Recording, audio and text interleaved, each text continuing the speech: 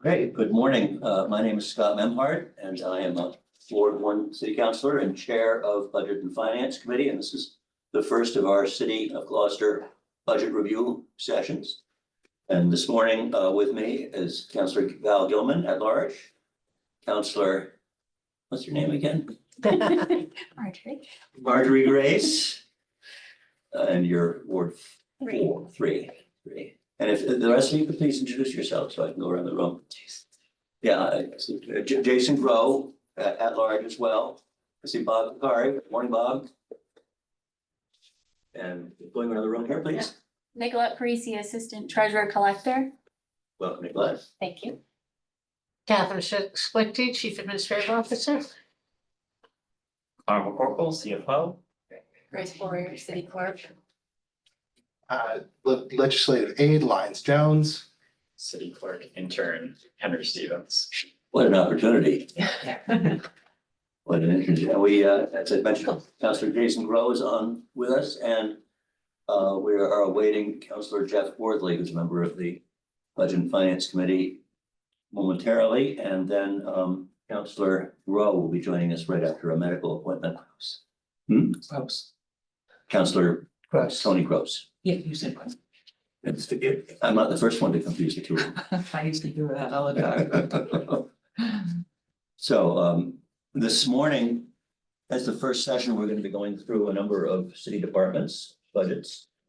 We're going to start with the city clerk's office, registration, the city council, and then we're going to move on to police, parking, animal control, veteran services, inspectional services, licensing board, library, and then after a lunch break, we are going to talk about legal, human relations, health insurance, workers' compensation insurance, unemployment, Medicare, and we're going to close up the afternoon with the purchasing department and the city auditor's department and the IT department. The following Wednesday, on the May 21st, we'll be doing the balance of the departments as well as revenue. So we're going to go ahead and get started with the city clerk's office. Ready? Morning. You're gonna be late, it brings. And with all those introductions completed, I'd like to call our meeting to order. And you want to call the meeting of the whole? Because we are now at four. Yes, I would like to call the meeting of the whole for the fiscal 26 budget review. And we have now a quorum of the full city council, and that's why we have to open up the meeting. Thank you. Thank you. Are we not expecting Tony today? Tony has a medical appointment and will be joining us shortly. Like no tardiness? Waters and he can, he was a little early to end and think that. You know, some quiet. Oh, we have a new format in the budget book. And we're going to start with the city clerk's office, which is on page 53. 53 in the binder.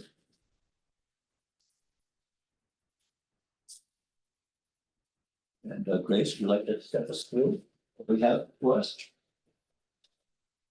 Sure, so the first part of, well, I should say that we were able to keep this budget level funded. We did lose a part-time position that was unfilled in order to plug those funds over into the registration budget to make that balance. So salaries are all contractual. And purchase of services, employee training seminars, supplies, printing and stationery, in-state travel and dues and memberships. There's a change to that from last year. I don't know if you want more detail on individual lines, like what each one covers, or. I think unless there's specific councilor questions, they're all self-explanatory and your office is not exactly full of surprises. No new binding machines or No, But our binding machine that we got is keeping costs down, so that's good. Counselor questions? Counselor Worthley, Counselor Gilman, Counselor Grace. I have a question that's got nothing to do with the clerk's office formatting question, if I may. First, thank you for producing a much more user-friendly budget book. Appreciate that. The question I put this every year. Percent change. What are we comparing? It's based on the FY 25 revised budget, so it's the center column. I believe it started. So what you'll see here for Grace is like, if you look at her purchase of services line, see it shows a negative 77%. Decrease. I'm sorry, I'm not seeing that. You're on the wrong page. Turn this over. Page 54. So. Revised budget, 1545. Yep. With the proposed budget, 345, so there's a 77%. Difference. Right. The revised budget is. Not the adopted budget. Right, the revised budget would be the original adopted budget, factoring in any budget adjustments that were made mid-year or any carryover purchase orders from the prior year. So if we had something in 24 that we're paying out in 25, going to this revised. So the revised budget is not an actual budget because we haven't finished the year yet. Right, It's the actual budget. It's subject to change at any time, pending a transfer. I mean, it's not an actual, it's not, FY 24 actual is a number we know because it's done, Right, right? This number in a revised number may be different up to Right. July 15th. right. And then the one next to it as well, the FY 25 YTD actuals is what that department has spent here. That was not a great.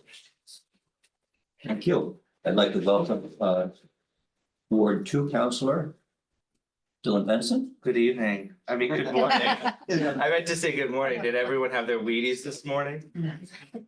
And I also like to welcome our city auditor, Kenny Costa. Morning. Thank you. So, I have a question. yes, please, Counselor Gilman. So, to our city clerk, do you feel like there's enough money in this budget for the necessary training and seminars? Seeing that you've got several new members that, are getting up to speed beautifully, but I just wanted to check in with you on that. Yes, this would cover. A lot of the training opportunities that are available for staff in the, like, the vital records. For that position, as well as for legislative aid, et cetera, would be things that would be more like webinars or training that the state offers directly, which doesn't cost anything. So this would cover the training for, and seminars for myself, for the assistant city clerk. And also when we're able to, when the seminars lend themselves to being something that other staff can participate in. This is adequate. And can you give us an example of some of the ones that the state provides? Are those for unfunded mandates of things that they're requiring the city clerk's office and they don't expect the city to have the Well, financials? For example, we're getting a new vital record registration system statewide. So the state provides webinars for users of that system to get up and running and trained in that. That is something that's just done in-house at our desks. We also have training from the Secretary of the Commonwealth's Elections Division. And those, not so much in municipal election years, but certainly in state election years, there are weekly or bi-weekly trainings that the state offers via webinars. Which are very, very helpful to us, keeps all the clerks up to speed on the latest rules and regulations for running elections. So those are things that we don't have to pay for, but they provide very good training for us. Great. Thank you. I have no further questions. Any other counselor questions? Mr. Worthley. Thank you. Back to Connor for a second and then to Grace. So the FY 2025 year-to-date actuals is based on what date? Obviously, you put this at a certain point and things continue to change, so I respect that it wouldn't be in real time. But what's your I'd say it's guess? around April 25th. I don't know the exact date, but that's when we exported it. It's right at the end of April. So it should be, if all things were equal, it should be about 85% of the way through the budget amount. And I would have thought with an extra election, or for any reason, that the 245 that we see for year to date, in the top column, fourth from the left, would be closer to the 326 that was budgeted. And obviously thrilled to see that we spent our top line. It's 326 on the left for 2024, actual 245, 2025 year to date. Again, using that sort of 80%, 85% of the way through the year, you'd think closer to 280, 290, somewhere around there. So are there expenses that are coming that we won't see yet until June and July that make up 30% of that, or is it? Are you referring to the personnel line, the blue line? I'm just looking at the salary line at the top. So 326. Yes, would be another 2 months of salaries for each of those employees. Yeah, so I would have thought that it would be closer to 280, 290, but okay, back to Grace. I anticipate there being, Some of that has to do with, because of the timing of when employees were hired, what was projected in the FY 25 budget was projected high. In the event that someone was pulled in at a higher pay than were, so costs were lower because of the high. which might get a lot more work to do without somebody in those positions, I guess, at different points. I think your office is the busiest office in the city, no offense to any other office, but I'm impressed with how much you get done with little resources.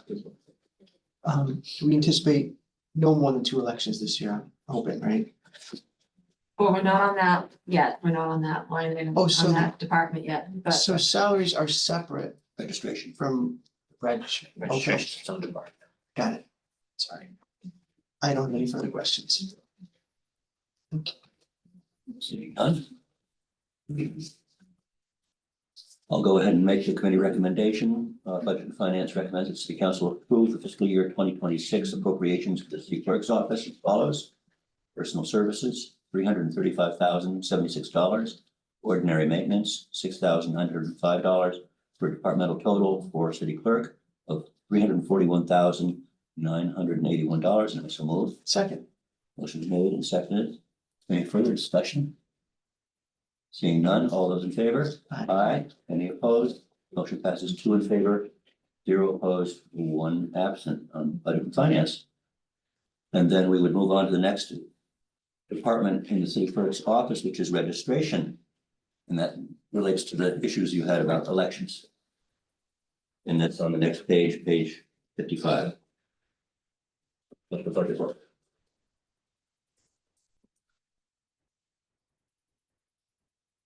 So salaries are contractual, as pretty much our purchase of services, everything that you're seeing here.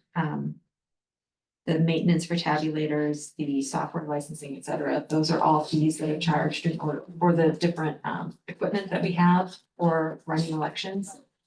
There's no wiggle room on this, it is what it is. These are what our contracts are telling us.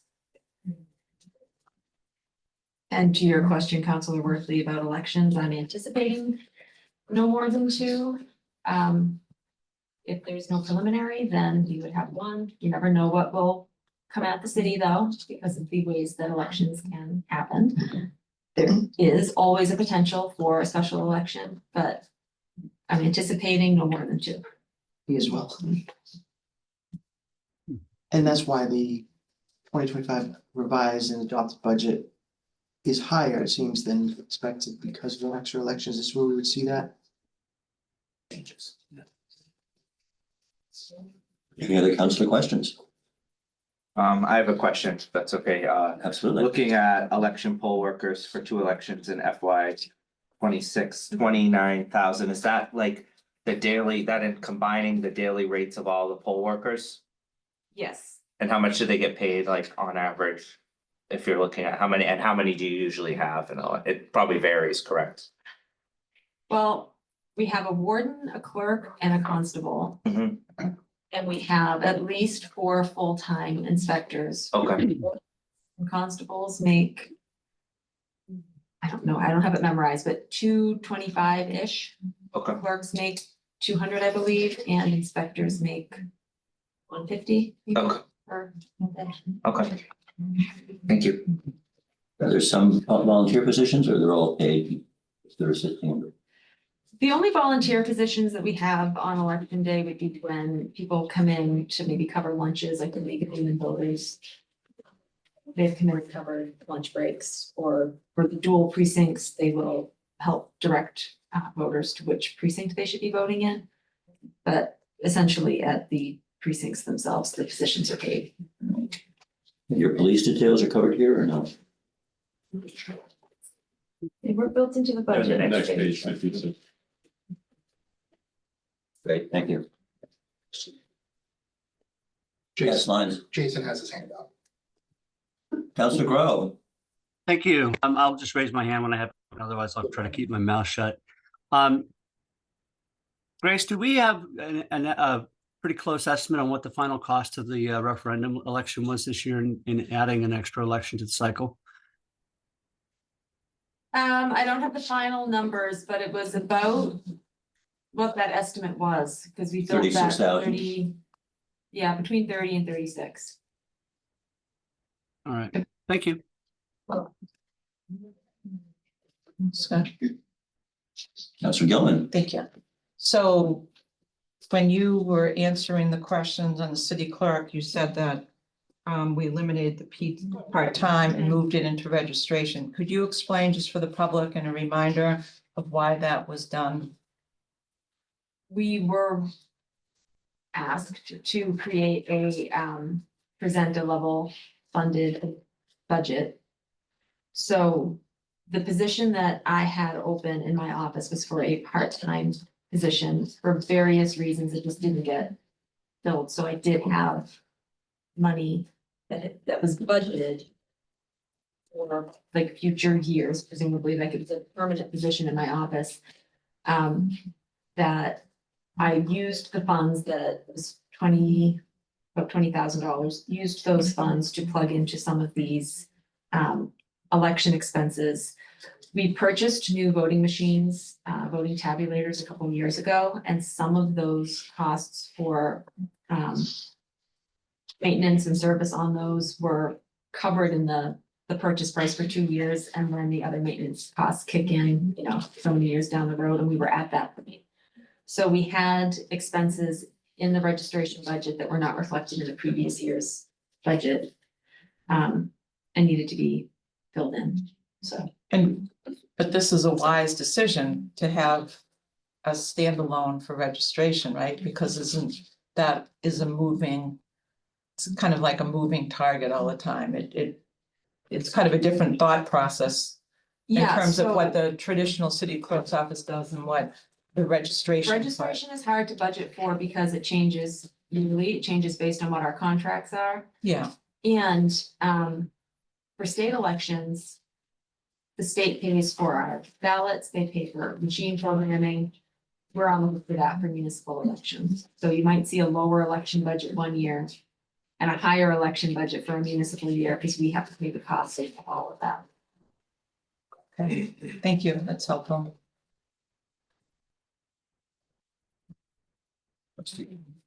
Henson. Thank you.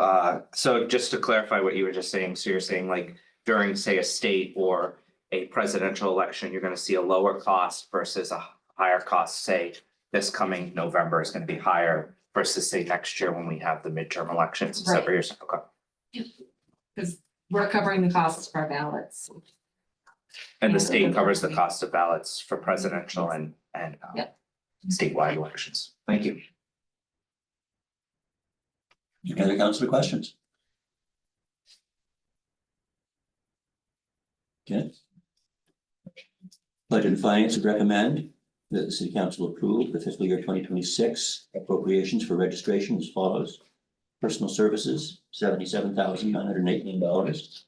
Ordinary maintenance, $110,765 for a departmental total for registration of $188,683. And I so move. Second. Motion made and seconded. Any further discussion? Seeing none, all those in favor? Aye. Any opposed? Motion passes 3 in favor. 0 opposed. Thank you. Thank you. Thank you, Grace. Wasn't as bad as people thought it would be, right? A little easier than, I'm just amped up for these meetings, but we weren't that tough, were we? Bad. For a while. so- They just warm it up. Right. Coffee, yes. Thank you, Grace. So we're ahead of schedule, aren't we? Well, never say never. Department 111 is the esteemed city council of the city of Gloucester. And that is back on tab page Page 30. 30. Oh, maybe next year we could put them in order of schedule. What's the ordering sequence that you use? Is the general ledger number The or? munis department number, Yeah. is how they run down. That would be the proper way to present We can it. use the index, And- you have to just and- tease and- it. and his humble opinion. I have Yeah. to see, that was the joke, by the way. No, I know, I know. Let me change the schedule around, your book's not right, so. So, city council department is, the city council department is before us, and as everyone can see, it's remarkably stable, familiar to what it was the prior year and the prior year. Would anybody like to make a presentation regarding that? Yes. Kenny. I can, this is something that Councilor Gross and myself, we did present this to the administration. Obviously it was 0%, increase, so it was very, Easy to sell that one. yeah, very favorable. But as the personal services, the first line, those are the 9 counselors. So that is, 103,500, so it's I thought we a, gave ourselves a wage increase last year. my understanding, it didn't pass. We had 6 votes to pass. Councilor Pansy, City you let us city clerk down. just I left. wasn't even on the council then, Majota did it. I think we were 1 vote short. Yeah. I think from. I donate past my ever- salary to charity. So then the next line, professional technical services, 30,000, so that's, we set aside 10,000 for. Any professional technical or any, $20,000 for a management, audit review. Employee training seminars, that's the Mass Municipal, the annual conference in Boston. I know there's a couple of councils that do attend, that training, so that's set aside for that. Just supplies, office supplies, like any business cards. I know the Chromebooks for the computer equipment is set aside, for that. Some years the IT budget can absorb, Chromebooks or, various supplies. But if there isn't enough funding, we'll tap into, this account for that. But obviously, it's not for all 9 counselors. So just so if all 9 counselors, if they're looking for a new Chromebook, this budget does not support that. So you're expecting everyone on the city council gets reelected? Who keeps their own Chromebook, okay? I just hope this, hopefully we won't need 9 new Chromebooks. And then the next line, in-state conferences, that's just for the travel, obviously not for all 9 counselors to attend the training. And then other expenses, I know that would be like a plaque or something of some kind of recognition, of a person. So that's what that is. The only thing I would, I talked to Connor about this, so the professional and technical line, the 30,000. I would propose if we could actually move this 30,000 to as a transfer out, so in the next BNF, I believe you will see a supplemental appropriation of the 30,000, because as the councilors know, the 30 is not enough to conduct a management audit on its own. So during the budget meeting, just discussions with the administration, we're proposing to create a new receipts reserve for appropriation, essentially starting with 30,000 and adding to it annually. So once we do have adequate funding to conduct a management audit. So I think that's another way. I'm not sure, and this is just proposed. I'm not sure if what's the council's opinion on that? But as you know, we went through an RFP process a couple of years ago. It's well over 100,000.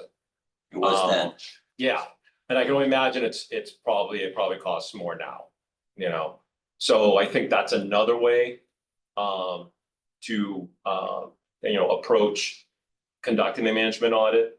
So it may take, 2 or 3 years or more, to set these monies aside. But I mean, this is something that Connor and we discussed and in the administration and also Councilor Gross, he's aware and he supported it. So, if, it's the BNF committee and obviously the administration, they're good with it. We can move the 30,000 to the transfers to other funds. That way this would be the second year. So by the end of the fiscal year, 26, we'll have $60,000.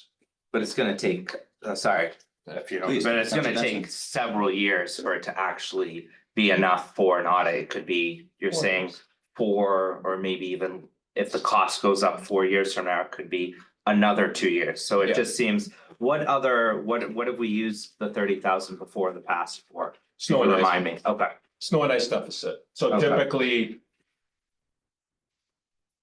typically John would say at the end of the year, okay, there's $30,000 here, and he typically would, if he was here, he would say thank you. Because I know he's said that to me in the past. He would just say, So we are in effect curtailing that reserve opportunity for balancing the budget at the year end. I have a Right. question. Yep. So, Councilor Gilman, thank you.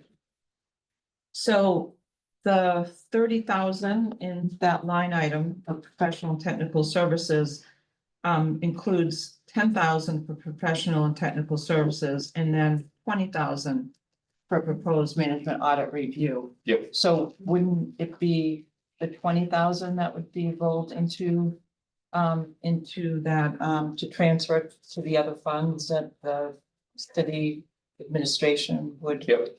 So I mean, So- it's really up to the committee. In- Go ahead. In last year's budget, it was listed as technical services when needed, management audit, review of city departments within the framework of a charter. So I don't know who added that new language in, but that's the first time it has appeared.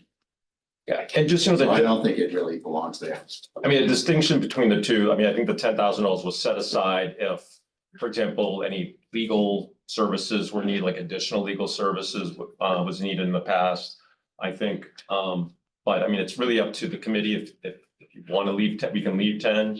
Or we can move the entire 30, and then if we ever want to move it back, we could always move it back with another supplemental appropriation. So just because we move the 30 now doesn't mean that, the 30 is got, we could always transfer it back into the account if we find that we do need those funds in the future. So that's another way to look at it. So we'll have, on July 1st, we'll have $60,000 in the receipts reserved for appropriation. It lives outside of the general fund, but it's available at any time. There's no restrictions to it. So let's say on July 2nd, we decide, there's an opportunity, we can conduct a management audit for 30,000. We could always transfer that back into this account and move forward with that, engagement. I'd like to welcome Council President Tony Gross and Councilor Benson has a question. Yeah, just clarify, like, what, the last time you were looking at the management audit cost, you said it was over 100,000? Yeah, we were looking at 2 departments. We did an RFP. We were looking at, rates of, anywhere between $150 an hour to $350 an hour, depending on experience. So, and also, there's also the lodging, the meals, the travel, that just would have put it probably closer to 150,000, just estimating. Just estimating, and could there even be more costs, like could it even be closer to 200,000? And again, that was 2 years ago, Yeah. so I'm Depends on sure the there's an size of the escalator. department, Yeah. and it also depends on Yeah. how the RFP is worded. and Of course, what the of scope course. services is. When this was put into the city charter a number of years back, it really wasn't conceived that it would be as complicated as we talk about a management audit being today, and there are different levels.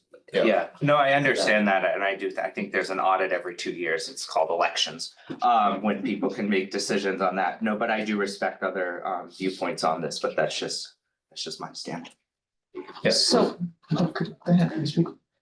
Council Benson, elections are not audits because we don't audit administration. And people may audit us as councilors and legislators, but an audit. The voters are gonna audit the administration as well when they vote for a mayor in the next election. So that's just where I stand on it. I think that there are there may be a need, but overall, I think this 30,000 could go somewhere else, but that's just my opinion. I'm one counselor.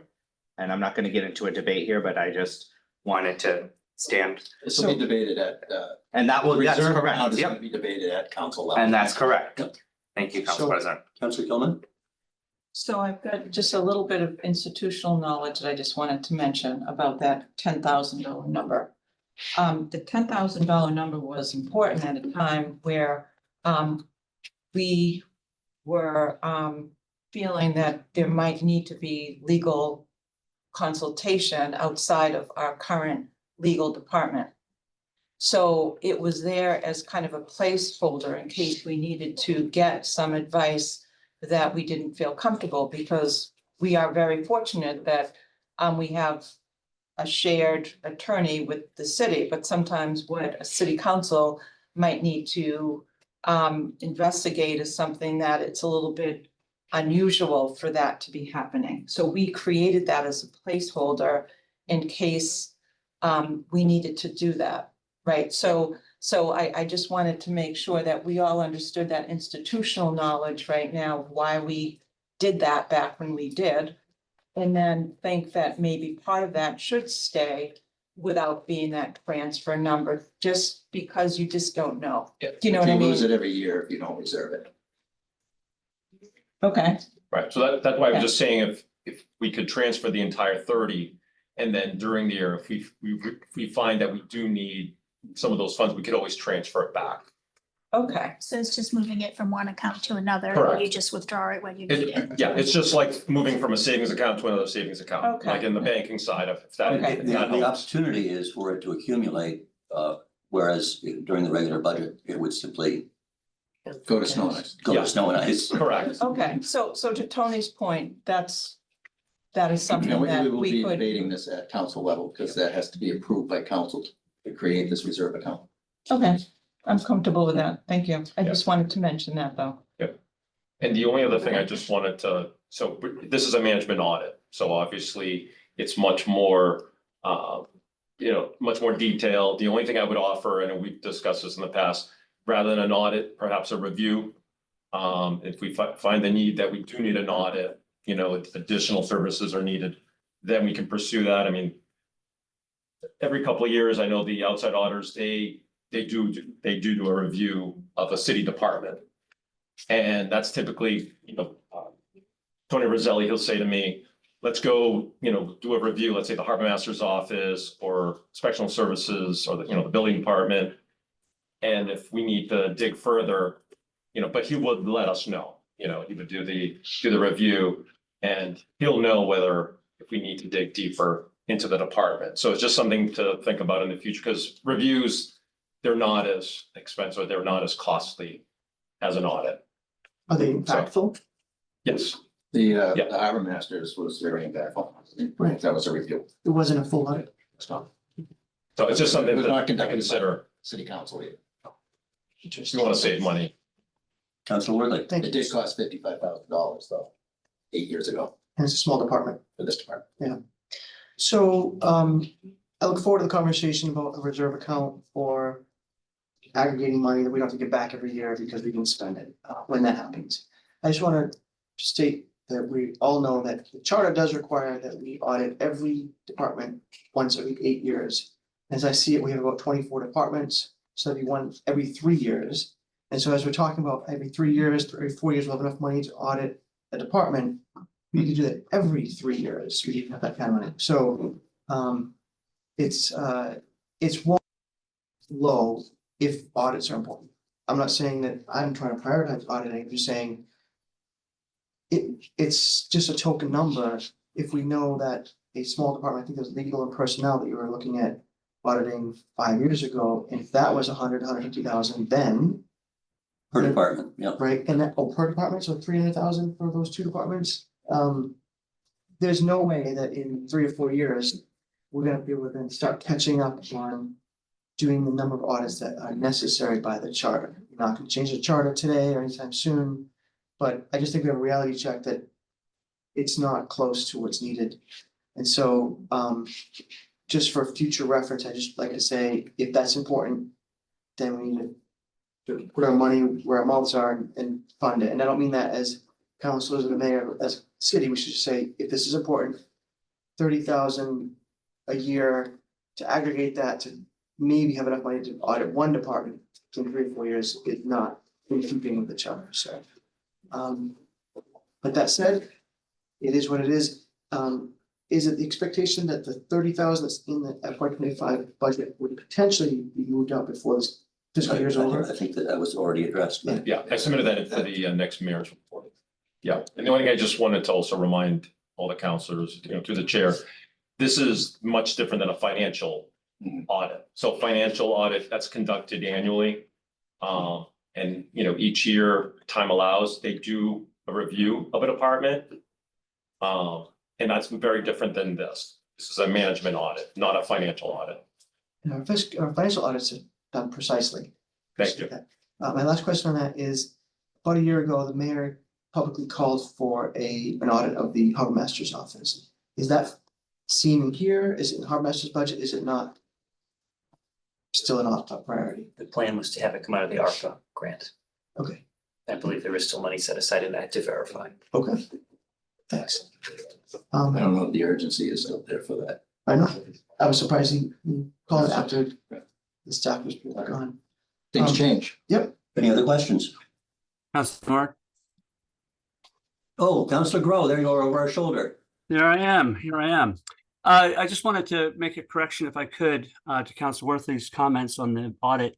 An audit every 8 years for 24 departments would require us to do 3 audits a year, fully funded. So we're not even talking a remote possibility of doing 3 audits per year for every year, every 8 years. I mean, every year for 8 years to do that, unless we added several $100,000 to our budget for auditing. So I think we need to moderate our expectations on how often we're actually going to do that and maybe reconsider sort of the intent of the charter at the time. I realize it's there, but unless we're going to put another $250,000, $300,000 in our budget every year for audits, it's not going to happen. Thank you for correcting me to say that it costs more than I anticipated. Yeah, no, my point is that we would have to do 3 audits every single year for 8 years to be on schedule to do a review of every department every 8 years. So we're I mean, it's good that we're putting money away, I guess, but realistically, we're not going to get anywhere close to our mandate of doing 3 audits every year. Right, I agree. Any further discussion? I'll read the recommendation for city council. Counselor, Yes, Tony should take the vote on this because he was here for the majority of the conversation. So I'm backing out of my position now. very good. Okay. Thank you very much for your stalwart backup. Counselor, so the 30,000, I'm not sure what the committee would like to do with the 30,000. So the 30,000 is included in the motion. So if we're looking to move that 30 to the transfer out to other fund, which is later in the budget, then we would have to reduce that 30,000 now. If you're looking to do that. But I'm not sure what the committee's will is. So I'm just leaving it up to the committee. I'm happy to entertain a motion to revise that at this time. It's wasn't before us on this agenda. I thought we were gonna take that up at the next meeting, so it would be a modification, but No, so it's the city council. So no, we're talking about the city council budget. yes. So then it would be, personal service would stay the same at 103,500. And then the ordinary would be 7,400. Councilor Gross, is that amenable to you? Yeah, in the motion though, The motion includes the 30,000. I'm looking, Right here. okay. All right. Looking at the wrong one, number of registration. Okay, yeah, I think that would be, So we can do it now, or if you'd prefer, we can vote it as is, and then we can come back in fiscal year 26. we haven't to approved do it yet. So, Let's Yeah. leave it as is. okay, that's fine. I'd like to be able to discuss it at committee Yeah. separately from this And then format. we can. That's fine. And do it out of the budget review session there. And Okay. if that gets done before we finalize the budget in We can June, still move it. we could amend that. Yeah, At yeah, that we can, point. we can move it over anytime. Yeah, thank you. Good point, good discussion, thank you. So, regarding the city council. I move to recommend that the city council approve the fiscal year 2026 appropriations for the city council as follows. Personal services, $103,500. Ordinary maintenance, $37,400 for a departmental total for the city council of $140,800, and I so move. Second. Motion been made and seconded. Any further discussion? All those in favor? Aye. Motion passes 3 in favor, 0 opposed. Okay. What time do I think I'm scheduled? The police, I saw outside counselor. They're waiting in there. You saw, I saw Ed It's good. a minute ago. My fault. Here we are. Say his name, you shall appear. The chief's here. I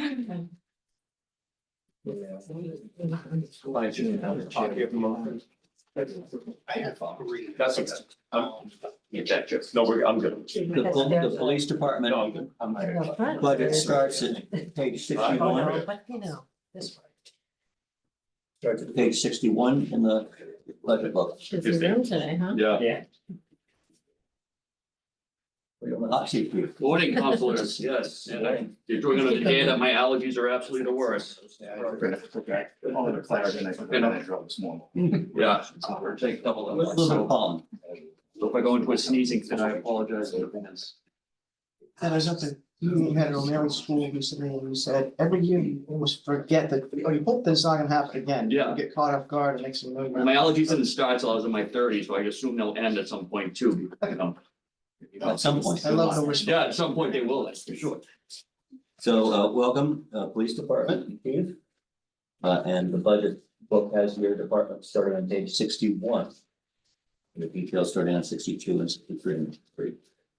So good morning, everybody, and we've had an opportunity to look over the budget and particularly the first part here with our mission statement and strategic priorities. And I would just say that this is what really informs us when we're deciding and working on our budget numbers. And these are the services that we're dedicated to provide. These are the ways we provide them. These are our priorities moving into this fiscal year and beyond. Having said that, I'll remind you that this is one of the more boring budgets that you'll get to hear of because 90% of this budget is contractual. And whether it's through collective bargaining agreements or through our long-term service agreements for different equipment and computers and that sort of thing. So on the first page, you'll see a bunch of salary information that's most of all is collective bargaining informed. If you move down, and stop me at any time if you have a question or need clarification on something. Moving down to services, you'll see these are just services that we have at the station. Out-of-state travel. What's out-of-state travel zero? You don't usually come on. Most of it's just in state. Right, 24, there was, just shows like there was activity in 24. Yeah, I think we moved that years back. So these are cellular phone, these are officers in the training academy, software services, our copying equipment, other office equipment that we use. These are pretty standard bills that we incorporate every year into our budget along with the increases based on the service contract. No questions there. We can move to page 63. This again is all contractual overtime. And you'll see we have it kind of sorted out and listed narrative section based on what that overtime is. Some of these numbers are somewhat flexible. It all, if you look at beach overtime, for example, it all depends on the weather. You know, if we have a hot, sunny summer, then we hire a lot more details. If we have rainy days, we typically cancel details. So there is some leeway there along with court. That all depends on our arrest sort of the amount of arrests we have and the type of activity, and that's kind of depending on what the court decides to do with our various citations and arrests. You also, so I should have started off by saying, you see these 2.5% increases. I'm sure, I don't know if you already addressed that in previous budgets. This is based on what we kind of an anticipation we're going into negotiation with superior officers and patrol officers in the coming month. Actually, we start tomorrow with patrol, and then superior officers, I would assume, come directly after. So we were allowed to add a little bump in the various salary line items and the overtime line items and how that sort of flows through the rest of the budget. If you look down toward the bottom quarter of the page, shift differentials, longevity, these are all stuff that are negotiated in the collective bargaining agreement along with holidays. Workman's compensation, it's kind of a wonky thing. We don't really carry a line item for this. This is sort of an administrative thing that we go back and forth with. For the salary, depending on what. Right, for when people go out on sick, but that's why you see a zero there. Any questions on page 63? I guess this would be the place to ask a question, if I may, about, for a long time, you know, there would be two lieutenants who would basically, be, I don't know if they were paid more, but they were like slightly ahead of other lieutenants in terms of responsibility. They report directly to you, operations and administrative, I think. Do you have any structural changes you're looking for in this budget, or is that something for down the road? No, I appreciate the question. We don't have any plans in this budget for that. It's been an ongoing discussion with the mayor's office. We have it, as you may know, we have a deputy chief structure right now. That was something when I first was hired in 2019, I was offered the choice between a deputy chief or two captains. I came out of a management study that the city conducted prior to my arrival here. And I thought, given the time in my experience, I'd only been here 9 months to make a decision. I thought the deputy chief structure at that time made a lot of sense. Since then, I've got to spend time in the department, move things around, reorganize a little bit. And I have different feelings about that. But this is a tight budget year for a lot of departments, mine included. So we're gonna see how the year progresses before we revisit those changes. It's a lot for one person to do, juggle sort of both of these roles. And with your deputy chief retiring, I think we should approve some funding to have him stay on a little longer, or.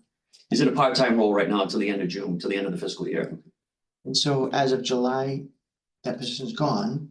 And then do you promote someone else into that position, or do you wait till you figure the structure out differently? So we are budgeted for deputy chief moving into the next. I don't want to commit to that in case we decide to go in a different direction at some point during the fiscal year or not. So it gives me some flexibility. So, my thought is to visit that on July 1st. Good luck. The hiring process though will take some time too, and then there might be some savings in this budget because of that, but if you have two positions, there wouldn't be a savings, so. Correct. We may be able to, depending on personnel things. I mean, I've committed to, if that was the way we were going to go, to make it budget neutral. And that's not just a commitment for me, but that was kind of what was asked us from the city for all departments. So keeping with that as our collective mission, I would want to make sure that we were able to do it in a way that we didn't have to come back before anybody for more money. Smart. Good luck to that too. One more question. This is not necessarily a question for the chief, it might be for Connor. When we pay overtime money, we've collected money in most cases, but not most cases, but probably most cases where we've collected money from a utility company or a contractor, and the city charges an additional 10%. Does that 10% get reflected here, or does that go to personnel? General fund revenue. General fund. So when, I know oftentimes people look at the overtime expenses for police officers and they get nervous, maybe jealous, who knows what that might be. But overtime saves the city money in the long run, because you're not hiring another person, you're not necessarily hiring, not paying additional benefits and pensions, things like that, but also we make money. I don't think that our costs are 10% in terms of billing and collecting from the utility company. So I'm only saying that we don't see it here in this line item. So the detail that you're referring to for, a utility company, that expense is not in this budget. It's outside the general fund. It actually goes into a revolving fund. Okay. So it's not actually reflected here then. correct. Okay, save that question for another It's time. not collected on overtime. It's for details. Yeah. So this is overtime on regular shifts that get filled by Yes. people and paid by the city without billing to a utility company. Yes. Correct. Okay. Correct. Most of this is what we refer to as protocol overtime. So protocol overtime is also in other places known as sort of minimum manning, Mhm. minimum staffing. And that's a contractual obligation that we have for patrol officers and 2 supervisors between assignment to the street and assignment to the street and the station. And in addition to, we have 2 dispatchers and 1 desk officer. That's contractual. So when we drop below one of those numbers, we attempt to hire on overtime to backfill it in a contractual sense. There's also overtime that ends up happening because of late calls and that sort of thing, but the majority of the cost for us in overtime is that. It's a protocol overtime. The city got in trouble by not filling some shifts many years ago and had to pay 13 lieutenants money for not working. Because the chief decided in his discretion to save money, not to fill those positions. You don't have discretion over that, right? From a legal standpoint, I do. From a pragmatic standpoint, I don't. So I guess that's the best way to answer that. There's some case law that says that the chief of police has a right to staffing, making staffing decisions and that sort of thing, and that cannot be delegated to managerial right. I would, as a chief, I would recommend testing that. Because I think the downstream effect of that and sort of, I mean, if we have to, we have to, right? If it was something really serious and we had to kind of like, we're out of other places to cut, and we try to do that through impact bargaining, we try to do that through mutual agreement. And if not, then we implement. So having said all that, I still don't think that is a good move in a bigger picture. Thank you. Thank you. Councilor Gilman. So Chief, this is our one time a year we can ask you these questions and it's appreciated. One time a year? Well. Did you have to answer? But in my ward counselor days, frequently we touch base on Friday with either you or Joe Fitzgerald to find out what type of shape we were in for overtime on weekends, whether it be about the ATVs at the beaches or the quarries. But it was just a way that we could put our neighbors and our community at ease, knowing that there was going to be some extra feet on the street for those types of issues.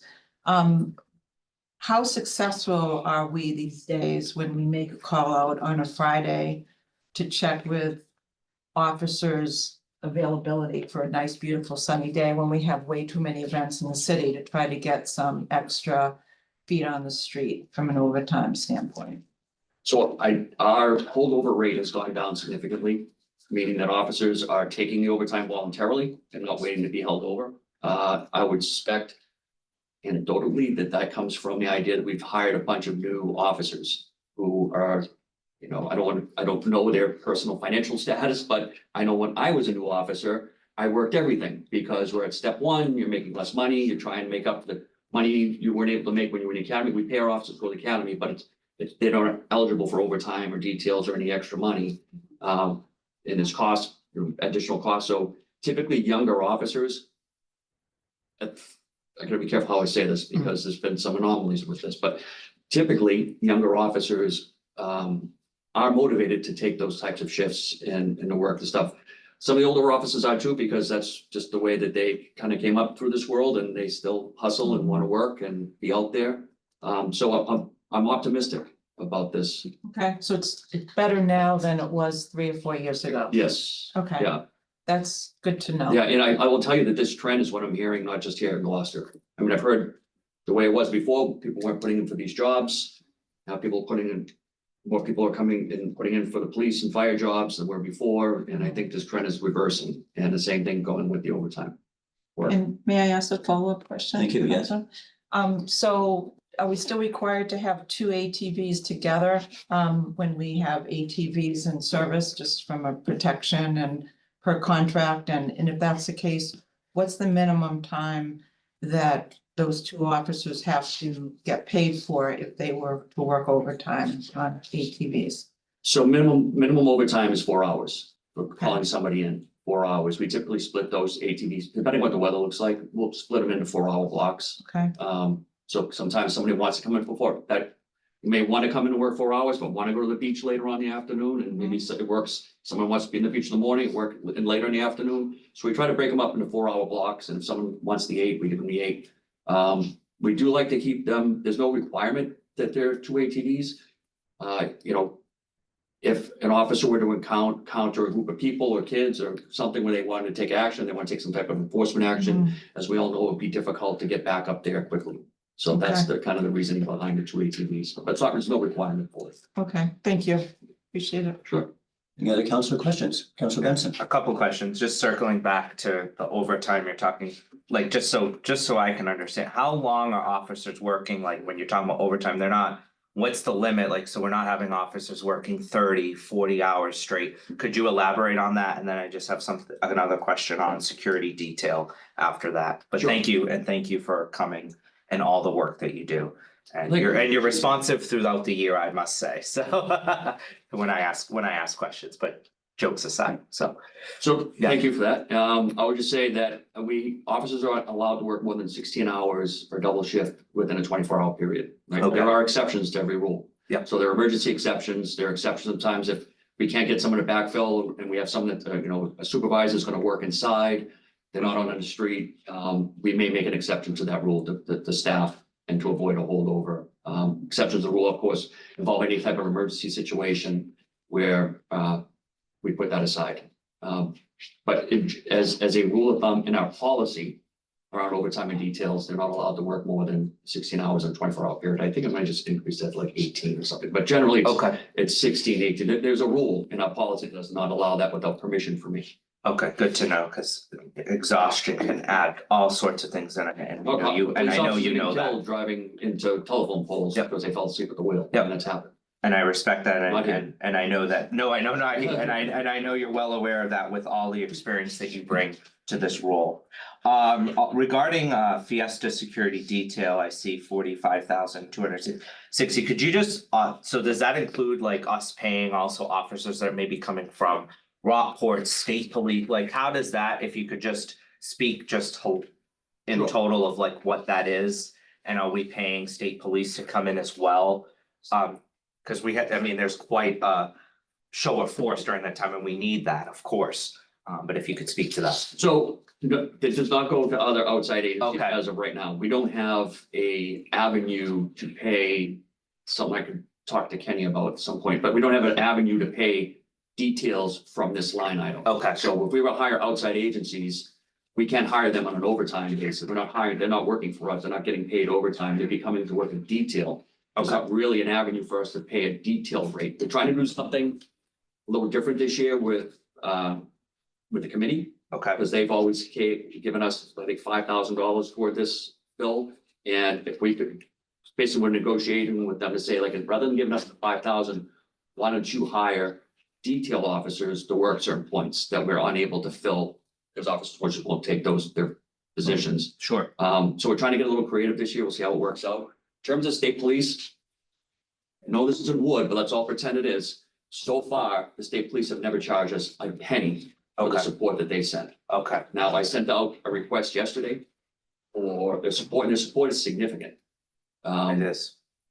And that's a huge savings for us. And it's not just the presence of the uniform officers, but they also provide us with EOD, explosive demolition officers who come with explosive sniffing and gunpowder sniffing dogs that we are allowed to, well, before the festivities begin, go around everything, the stage, and just make sure that's all clear.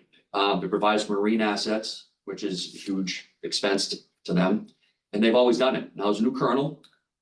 I've met him a few times. He's a very nice guy, very reasonable guy. In fact, I'm currently driving his car because they bought a Tahoe for him, and we were ready to change out a Tahoe, and apparently he likes Suburbans more. So they said, would you like a Tahoe with all the Colonel Bennies at no additional cost? So drive his car. Let's see if beyond that, he will continue to extend a courtesy. I have every reason to believe they will. Okay, so that 45,260, is that's for internal cost? Yes. Okay, that's good to know. Okay. Well, thank you very much. The council questions? Seeing none, All right. So I think we're on page 64. we'll stop right there we're doing 62, we're doing administration first, and we'll move on to uniform. Oh, yeah. Department 210, administration. Budget and Finance moves to recommend the City Council approve a fiscal year 2026 appropriation for police administration as follows. Personal services, $736,063. Ordinary maintenance, $87,138,000. For a departmental total for police administration of $823,201. And I so move. Second. Motion made and seconded. Is there any further discussion or question? Seeing none, all those in favor? Motion passes 3 in favor, 0 opposed, and now you can move on to police uniforms. We did. Yeah. You did the first. So shall I go ahead and read that motion? We have to do the second. You did the- Page. Just the personal services, Yeah. but On page 53. So does that end on 64? 64 under ordinary. Yeah, done 64. We didn't get to. Right, so I think page 64 would wrap that up and then we could do the vote on that, right? Is that what you're saying? Yep. Yes. So I wish I had a lot to tell you about page 64. But you'll see these things are typical, these are pretty level funded here. Some of the things that have gone down in cost, a lot of that is just some of the bigger numbers you see in terms of reductions. Purchase a vehicle, we're only asking for 2 vehicles this year rather than a typical 3. That was part of our, our effort to reduce costs for the city, given the tight budget cycle we have. I'm sorry, 1 vehicle. Otherwise, everything else on here is pretty typical for our funding. Why ammunition is down 26, I forget it. Ammunition is just a cost down. Would that be impacted by the new gun range upstairs? You used 16,000 in FY 24, 16,500. And you're asking for Yeah. 26. Yeah, so it doesn't look like that number's popping up like that, but So it may be because you had a high number last year. yeah. It's a comparison against the revised budgets. If you did maybe an OPT or an SPT into ammunition, Well, or if you get a carryover purchase order, Oh, that might have yes. done it as well. okay, so I figure it's some sort of technical idea, but we did reduce our uniform costs this year from last year. We thought we just identified that as a place we could save money this year, so we reduced the cost there. Along as I already mentioned, the vehicle costs. So other than that, do you have any questions here? Yeah, it's a carry forward. yeah, it is. It's about $9,000. 9,961 was a carry forward. Yeah, because I didn't put an increase in that one item, I kept the same number. Councillor Benson has a question? Yeah, so I just wanna, so I'm looking here maybe for Connor or Kenny, does this include also the cost of the 911? Is that here or is that somewhere else? You're talking just in terms of, Like when people calling like a dispatch, is that here or what cost? do you mind if I answer? Yeah. So 911 dispatch is actually included within our uniform salaries. Okay, And the cost of training and of that, and there's significant training costs because there's initial training costs for each new officer, there's training costs for maintaining their certifications, and then there's emergency medical dispatch training costs and supervisory costs. All of that is paid through a state grant that we apply for each year and we've received every year we've applied for it, so. so right now we have so just so I understand, and I haven't asked this question yet. Being on, we have a fire dispatch and then we also have a police dispatch. So if someone's calling 911 for a fire emergency, they get a police officer and then the police transfer it over to the fire. Is that how So it we works? have 2 police, Okay. two public safety dispatchers, Okay. that's the best way to kind of title it. And then when a call comes in, whatever it's, if it's police, fire, often it's both. Yeah. Right, so in terms of like a motor vehicle accident, Mm-hmm. they have a ring down line, they call it, and it's a phone. I don't think it's actually red, it should be red. It was. Oh, it was? Hold it on that, but it's a ring down phone, they pick it up and it calls directly to a desk at the fire department where there's a firefighter dispatcher who then does the fire.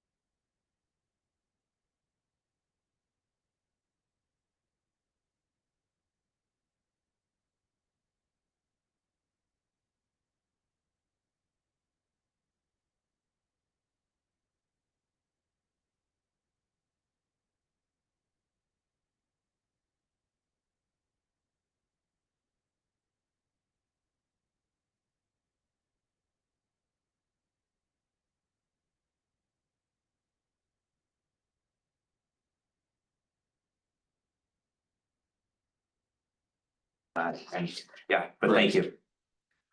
So I have a question. Councilor Gilman, So I'm looking at public safety equipment, which is last on the line items 0121-158. Does that include the electronic mobile speed limit? I knew Because you were gonna ask it. I'm I gonna knew ask, it. and I'm gonna hound that again, but so my first you've got question two is. more on order, right? Is that the is that the line item where that would be identified? No. It's not. Having said that, though, since you raised the question, I will tell you that the state is now, we go for the traffic safety grant every year. That's how we pay for these targeted enforcement, traffic enforcement. Yeah, This year, they're allowing us to apply for money for a additional radar trailer thing. public two. I don't know. Because we I only think have it's one more and the fun. one is busted half the time. So I mean, is that possible? I think we have two right now, right? We have two. Yeah, I'm not sure. No, we definitely have an operational one because Joe Parody, you've probably seen And tooling around and the city. he has to share it with 5 ward councilors Yes, and lots yeah. of people that. It's feet on the street. And right now, your level service right now, I mean, it's really tough. Because of the larger increase for the schools. And I guess I just look at that as an opportunity for feet on the street, because everyone loves it, everyone wants it. It slows people down. Yep. And it works and it shows patterns and it gives officers an understanding when that person going 50 in a 30-mile-an-hour zone is gonna be going through that area, and might be out of. Go They're there, an so, incredibly useful tool, and we download and we share the data that we get from it, particularly when people from the community ask, or when the councils ask, or Yeah. we deploy somewhere, I think. We've always gone back to you with the data, and okay, oftentimes you see the data isn't as bad as, it's been Yeah. reported. There could be reasons for that, but I agree with you, I think they are useful tools, and hopefully we'll get another one for the state grant, and then perhaps as this budget goes along, that would be something I discussed with the mayor's office about, requesting additional funding for. okay, But the directive for this budget was I understand. nothing new after two. I understand, but I passionately asked for this, and it was, last year, it was discussed that we'd have some opportunities in free Yeah. cash.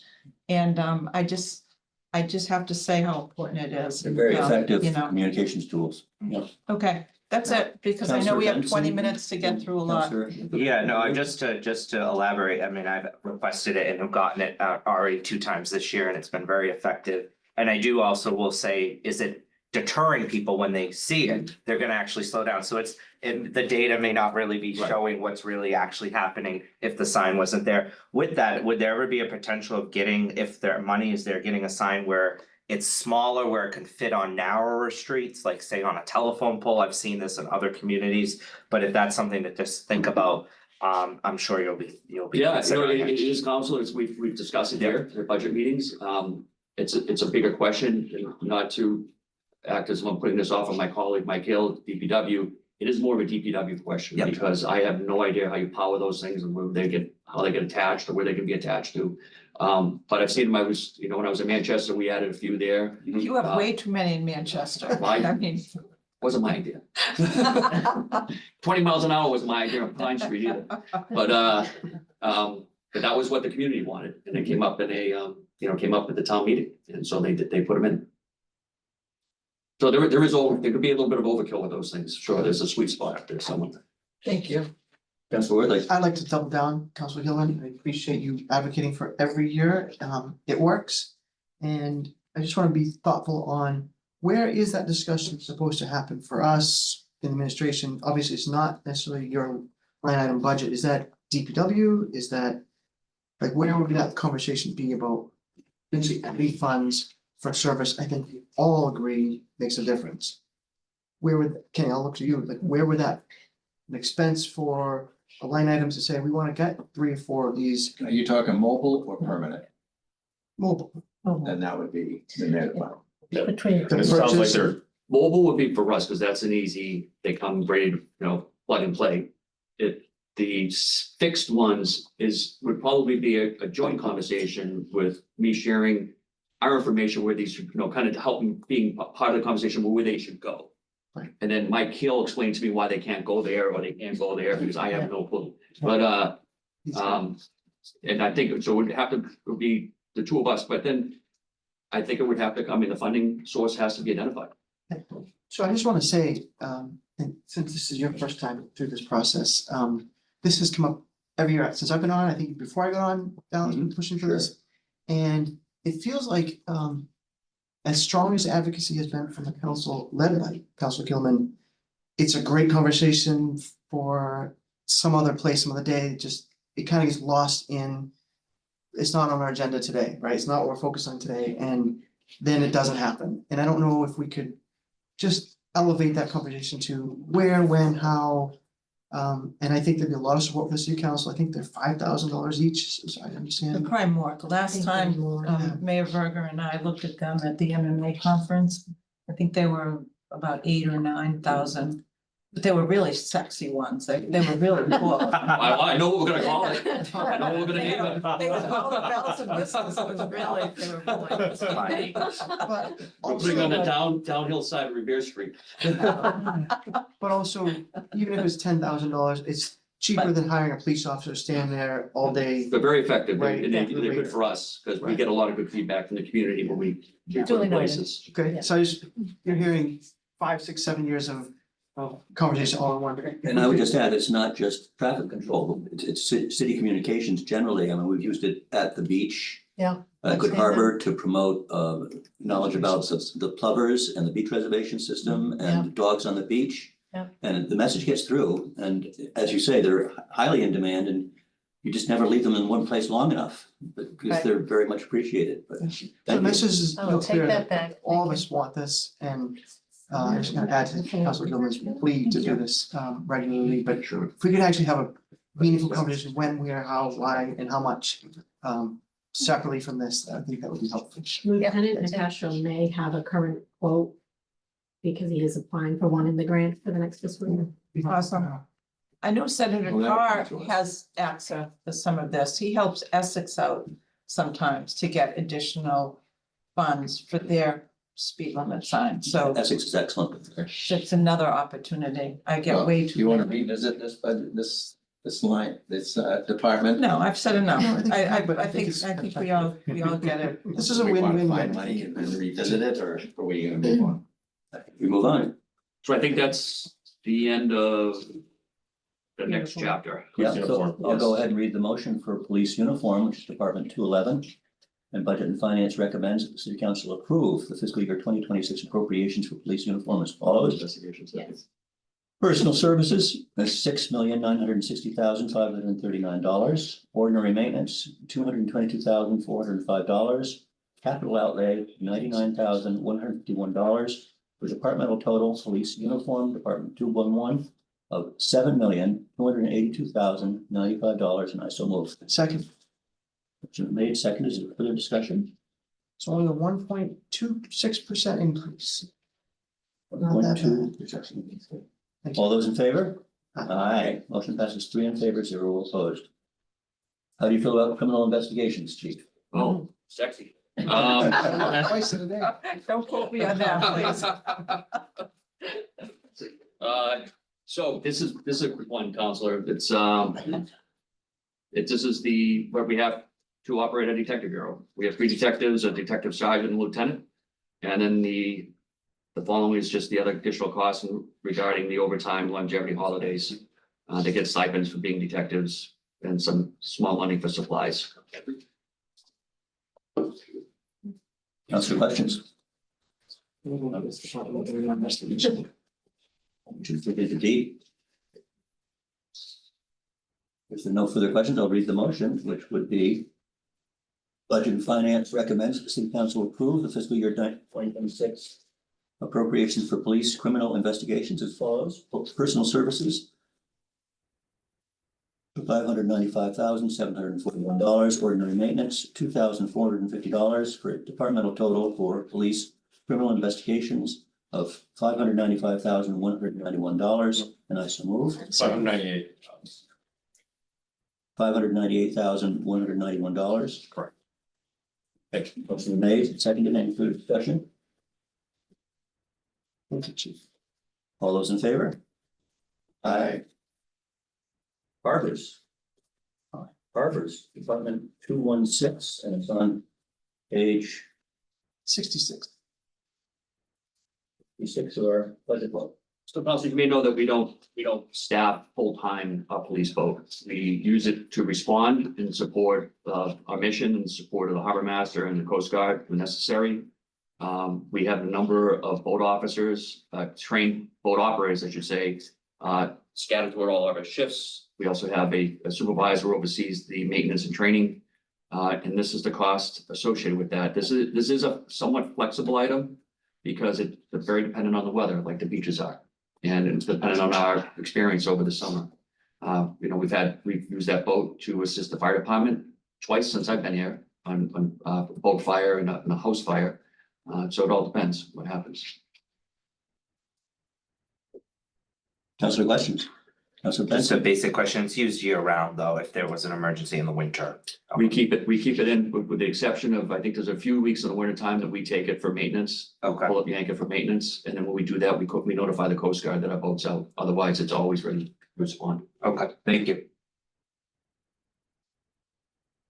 Did this boat get a few 3 years ago or something get refurbished? We've little by little pieced it together, but yeah, we've got new pontoons put on it from Safe Boat last year, Last year. right? Yeah, last year. We got them. I think it was. New seats. New seats last Yeah, I year. think, okay, yeah, I think pontoon was the year before, Yeah. but that's a major, Huge, yeah. overhaul. And then now there used to be that safety orange and now they're blue and say police and it's just a nicer look. Yeah. So yeah, and we didn't have any requests. We didn't have any requests this year from the supervisor of the boat that was particular, so. Yeah. At least so far, Yeah. we really need to get real wood in here. Haven't achieved maintenance Bring my right now. wood next Right time. behind you. Right, yeah. Cherry up. We should be good. If there are no other questions?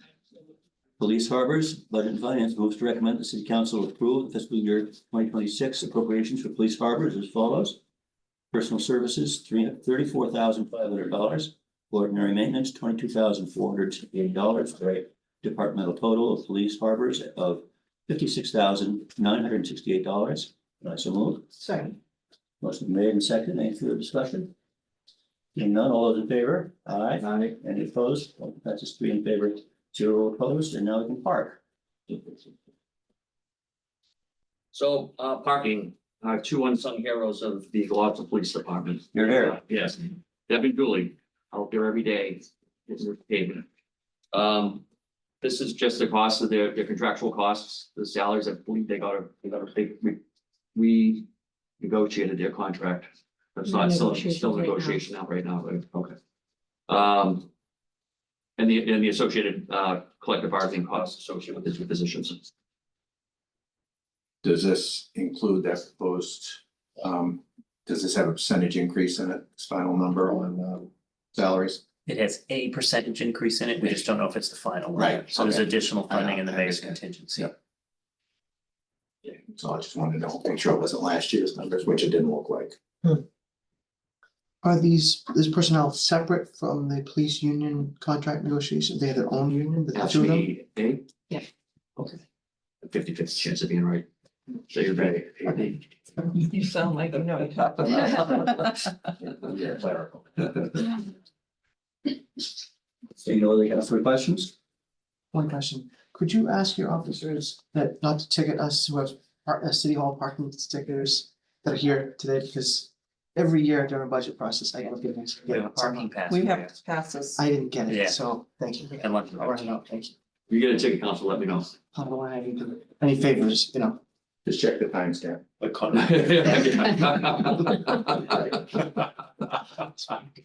thanks. If you'd been here promptly, you would have been party. All right. You weren't looking around for the meeting. Always are bringing waters, bringing candy. So, police parking, there was no further discussion. I'll go ahead and make the motion that we recommend that the City Council approve the fiscal year 2026 appropriation for police parking as follows. Personal services, $138,022. Ordinary maintenance, zip. For a departmental total of $138,022, not so moved. Second. Any further discussion? All those in favor? Aye. Aye. Any opposed? Motion passes 3 in favor, 0 opposed. I got one more. It's 292, so it's separated a little bit, starts on page 76. Animal control. Oh, look, I'm moving it. Things to go the rest of it. Yes. Thank you. 77, 76. So animal control, we have 2 animal control officers.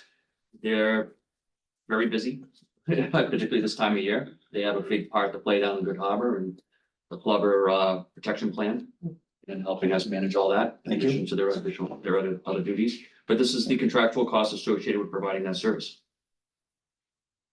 Councilor, questions? Councilor Benson. So just looking, it looks like weekend includes weekend. Are they, do both work one day or are they on 7 days a week? Or are they on just Monday through Saturday? That makes They sense. offset their weekend days. Okay, so one works Saturday, one works Correct. Sunday. Okay. Correct. Has there ever been a desire, if there's budget, to have a third person? Because I mean, there's quite a need. I get calls all the time of people, dogs off leash, at parks, at Burnham's Field and stuff. Could there ever been discussion to have a third person, maybe a part-time person to fill the gap? Because there's so much territory to cover. So I would never say no to giving me more staff. Okay. But having said that, I would say that at this time, no. We probably would be better served. You know, like we brought it up early at the very beginning of this. It's like, where's that sweet spot between paying overtime and then hiring, right? Kind of figuring that out. And right now, I would say that offering overtime to the 2 ACOs would be a better move than adding a third person. Okay. And all the benefits and everything else that go along with that.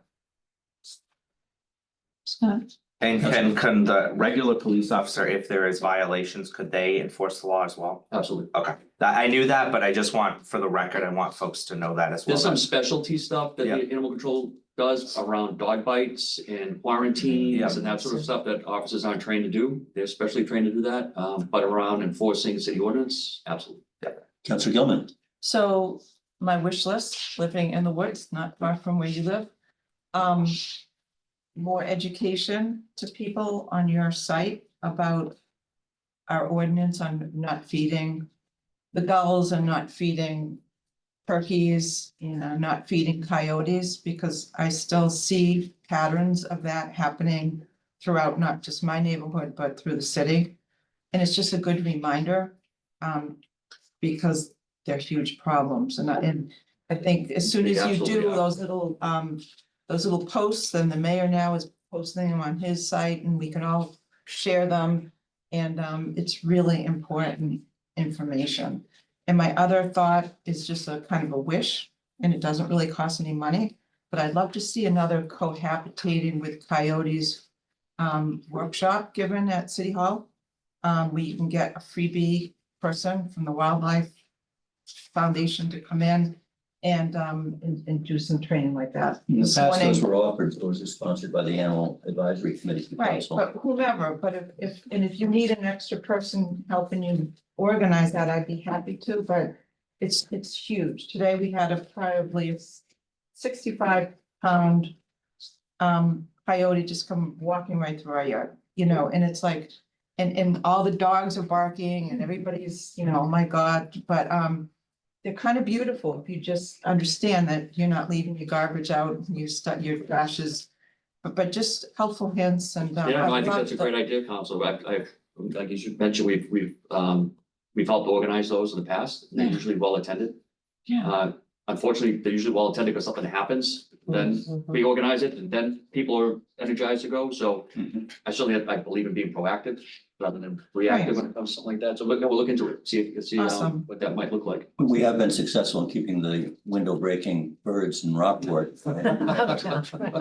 Spare Gloucester. Yeah, Affiliated with- our gang unit is keeping them in Rockport. They're just, They're tattooed. Territory.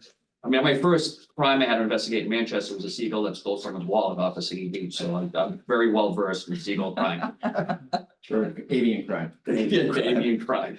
So my question is, do people feed coyotes? Yes. In terms of like by hand, like? or just No, like leave no, stuff but out? they leave They their throw out stale garbage, bread. they leave their garbage out on a quiet road because they think they can get away with it. Oh, so not with intention? Well, for- Oh, Yeah, it's well, intentional. they do know that they know it's not gonna be there in a couple of days and Oh, it's either the crows or in many cases, it's the coyotes. no idea. that oh, was with yeah. intention. I've seen accidentally, you know. Oh, no. bag it or something or something, but I didn't know that. Or maybe someone's feeding the turkeys to get them nice and plump and ready for the turkey dinner. Yeah. Yeah. I had one neighbor's pizza, one neighbor feeds coyotes. So that fish, That's all I have. I think that's my last department within the police department. Chief. do we have a vote on the animal control department? No, yeah. So I would move to recommend that the city council approve the fiscal year 2026 appropriations for police animal control as follows. Personal services, $153,072. Ordinary maintenance, $6,000. For a departmental total for police animal control of $159,072, and I so move. Second. Motion made, seconded, all those in favor? Aye. That is 3 in favor, 0 opposed. Thank you all. Council, if you don't mind, I just always every year like want to recognize my financial manager, Stacy DeCastro. She makes it look like I know what I'm doing, the numbers. Thank you, Stacy. And her assistant, Julie Emerald, certainly, between the two of them, they really make all the finances at the police department move very, very smoothly. I always like to say all of us are replaceable, but there are a few who aren't. I won't say their names, it's a public. Thank you, Stacy. Thank you, and thank you all for your continued support of the police department. It means a lot to me. Thank you. for your help. Thank you. Keep up the good work. Keeping our community safe. We have a very good police department. We do. You take a 5-minute recess. No, we're late. What do you mean? We're right on time. Back on time. Well, I'm Oh, not on okay, this yeah. committee, so I'm. gonna You take heard a about 5. Jeff's snacks? Yeah, I was gonna say, can everyone take some candy with you before you go? I'm good, thank you. I'm good, thank you very much. I will. You too, thank you. So I said I was going. No, or B, or B. Yeah. Sounds like No, I was going through all the motions yesterday. And I know. I'll come down this end of the neighborhood. Thank you, Chief. You know, that dog situation got resolved. I don't know if you heard. I guess the owners agreed. We had a conversation with the owners. They agreed to put the dogs. Oh, I was hoping to avoid that. There was no, there was Zero. by all expert opinions, that was a move that had to be made. It's just, once, I guess, once that happens, a dog attacked and killed another dog. Because I hate- I'm more sorry than that, but once that happens, the dog can never be sort of, that's what I've been told by the experts. So rather than go through the whole hearing and be adversarial, we just had a conversation with them and they kind of saw it the same way. I remember I got rid of that. Makes me sad. Yeah, no, me too. Me too, I hate these. These, I was fearful of that only because it was such a violent encounter, yeah. but it makes me These are sad the all the things way that around. actually- But thank you Yeah. very much. Just so you know. Pam for the next time. Because, But it's still a public information. Yeah, just letting you know, or it's not on you. Clear. And then it's working. Thank you, chief. Oh, is this just for today? This is just for today. Okay, so they're not voting the school? No. Okay, no, not voting revenues? No. Okay, I think those are the ones I made changes. Those are the, more concerning ones. Okay. All right. Catherine, how are you doing so far? All right? I'm good. I'm learning a great deal. Oh, I didn't know, I thought maybe you were still old. And I know I have moderated, so I feel perfectly.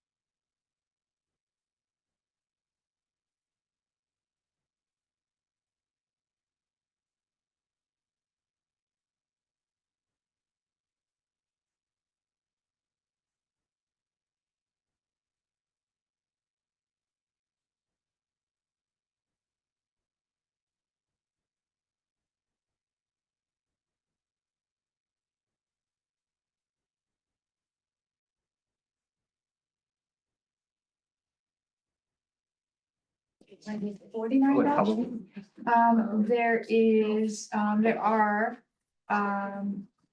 one of us that's eligible for the longevity pay, so that's $500.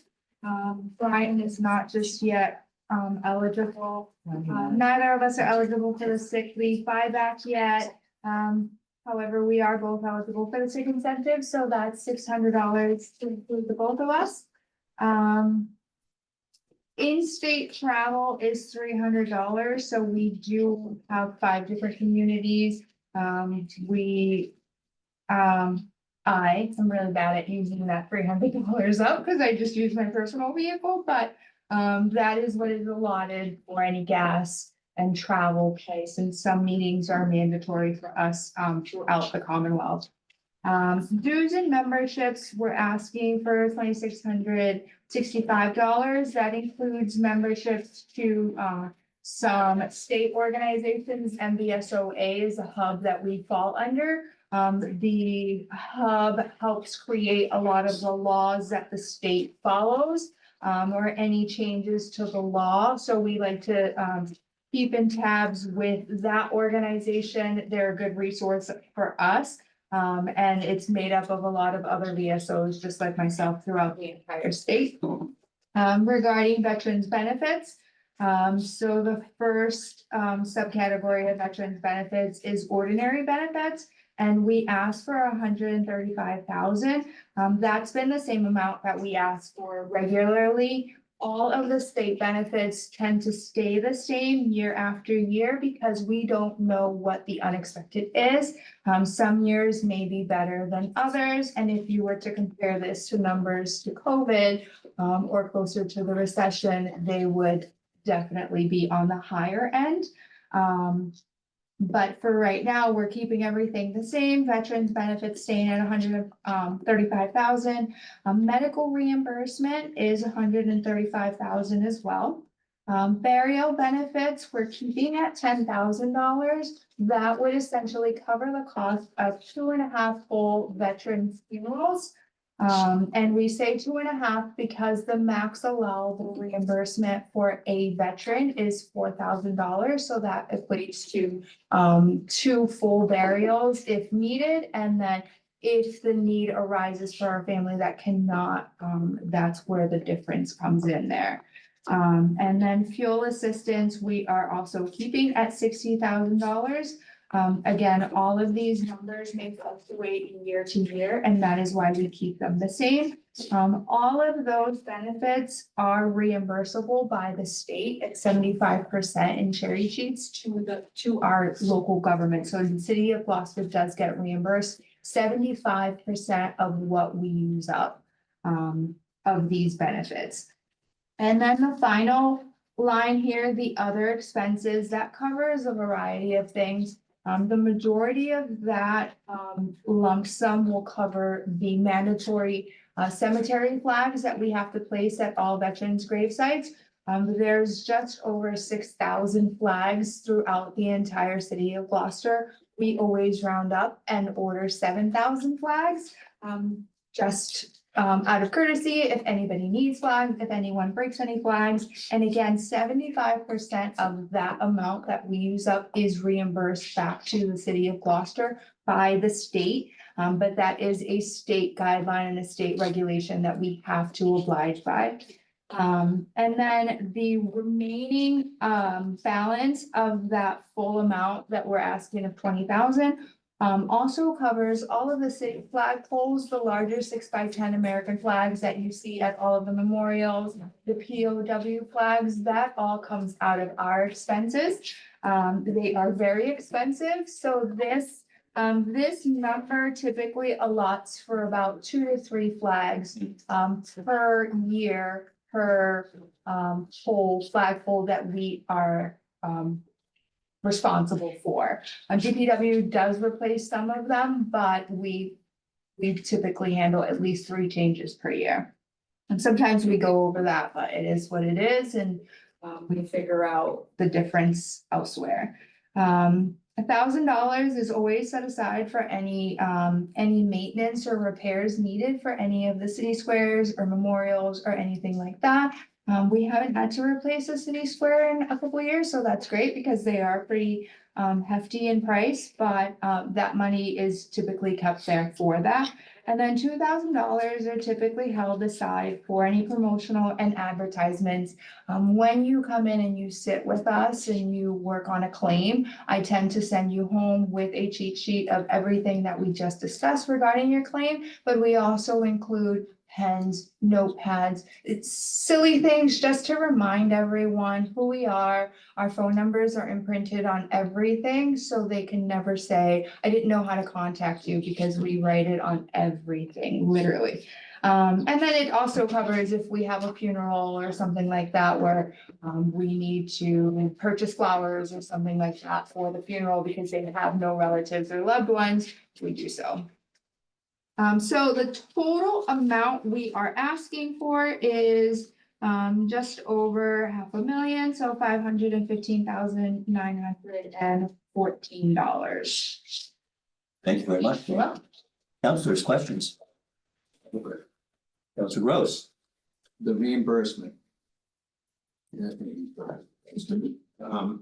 So if these are 75% reimbursed, is this 100% of the cost? Does this reflect It's 20? 100% of the cost. And then the 75%, we'll see it in the next year's cherry sheet. It's lagging, lags a year. All right, and then that goes into the general fund and then it allows us to then spend it here in the next year. Exactly. So this money is. It's 27, that's 27 theoretic- revenue. But also, but theoretically, we're in this budget, we're using 25s. Correct. Councilor Worthley. First, we get you're great bang for a buck in this. You guys work so hard and do so much with so little, so thank you. I think that your question may have answered my question. When I look at year-to-date actuals, just the bottom line on page 100, yes. about $300,000, 298, right?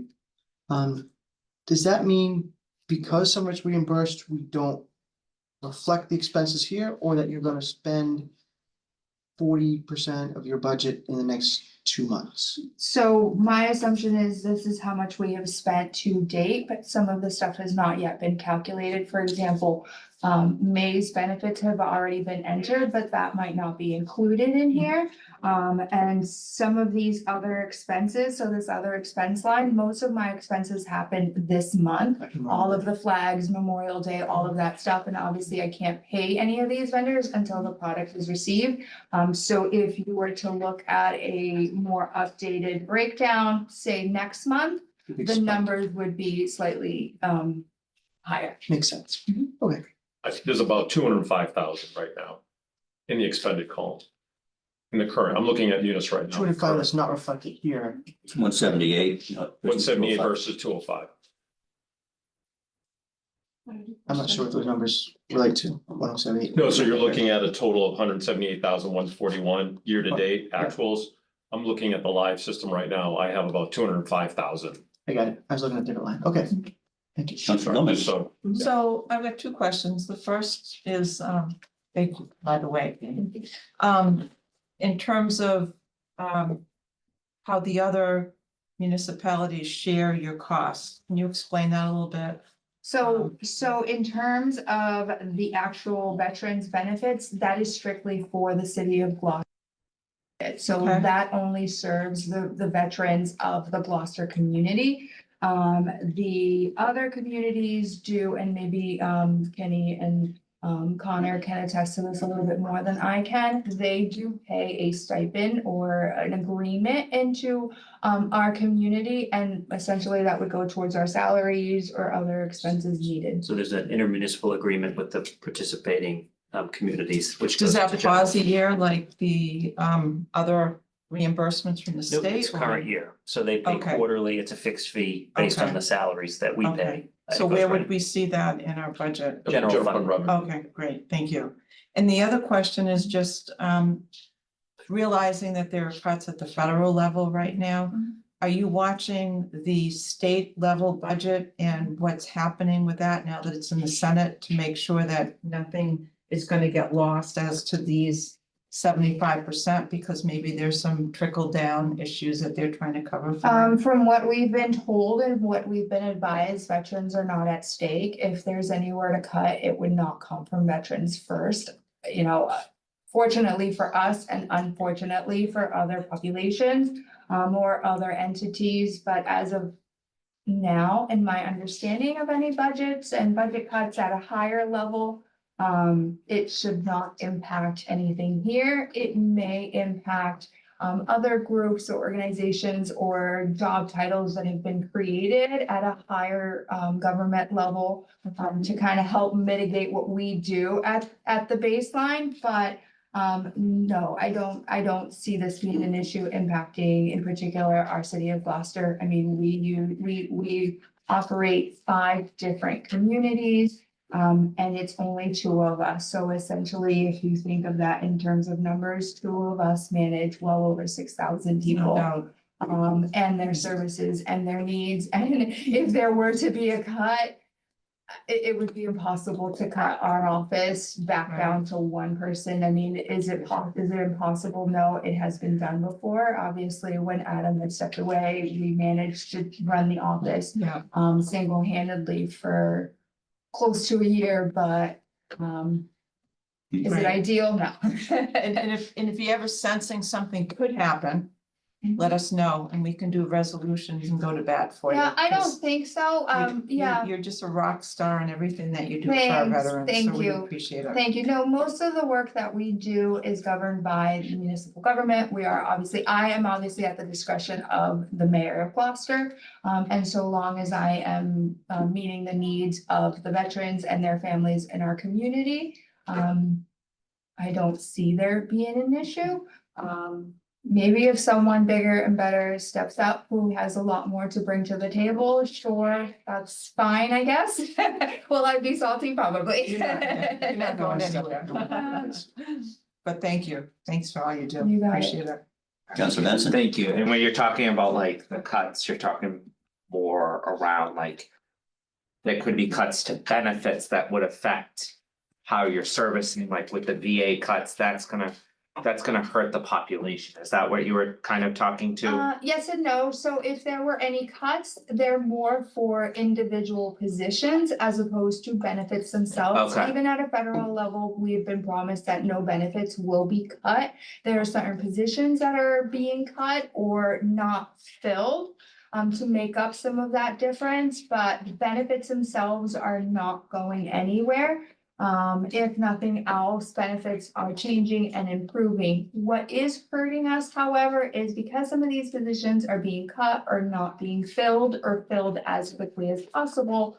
How it impacts us locally is the clinic itself. We're struggling still to find a full-time provider there. We're struggling to find an RN or someone to care for the needs of veterans locally. There is work in progress. There is things in motion, and we are set to have an RN and a full-time doctor, medical provider at the clinic by early fall. Both positions should be filled. One should be filled by summer.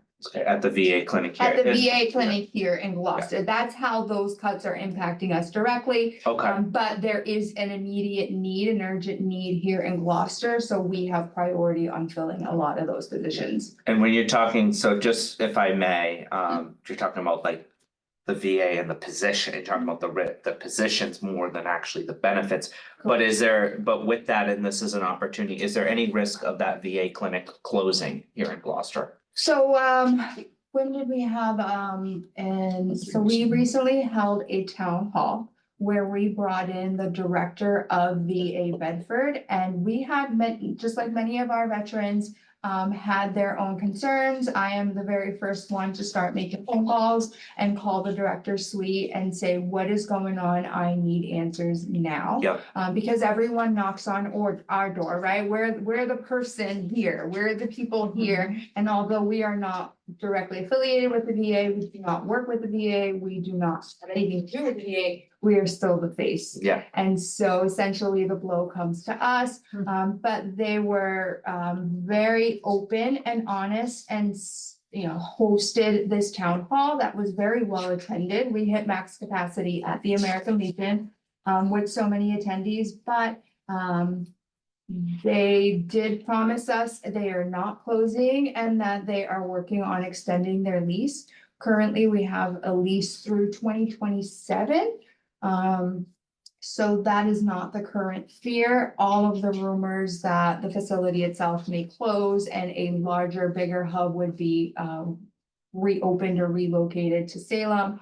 That all has been debunked, and even if they did decide to do a hub location more central to the North Shore area, Salem is not the ideal place, and I think they've already kind of put that in the back burner, that is a definite no. Okay, that's good. That's good to know. And thank you for allowing me for that opportunity. And Right. again, and I just, if I may, I want to just thank you for all that you do for our veterans. Thank you. And as someone who represents a lot of veterans in my ward, and I really appreciate all your efforts in working with me through this last year in helping expand opportunities to help our veterans You got it. through so many ways. And many are seniors and many are living paycheck to paycheck. So Absolutely. again, thank you for all your work. You got it. Our main mission in the office is to find any sources for our veterans to have a better quality of life, whether that is better medical needs or attention, a little financial gain into their pocket, so they're not struggling paycheck to paycheck.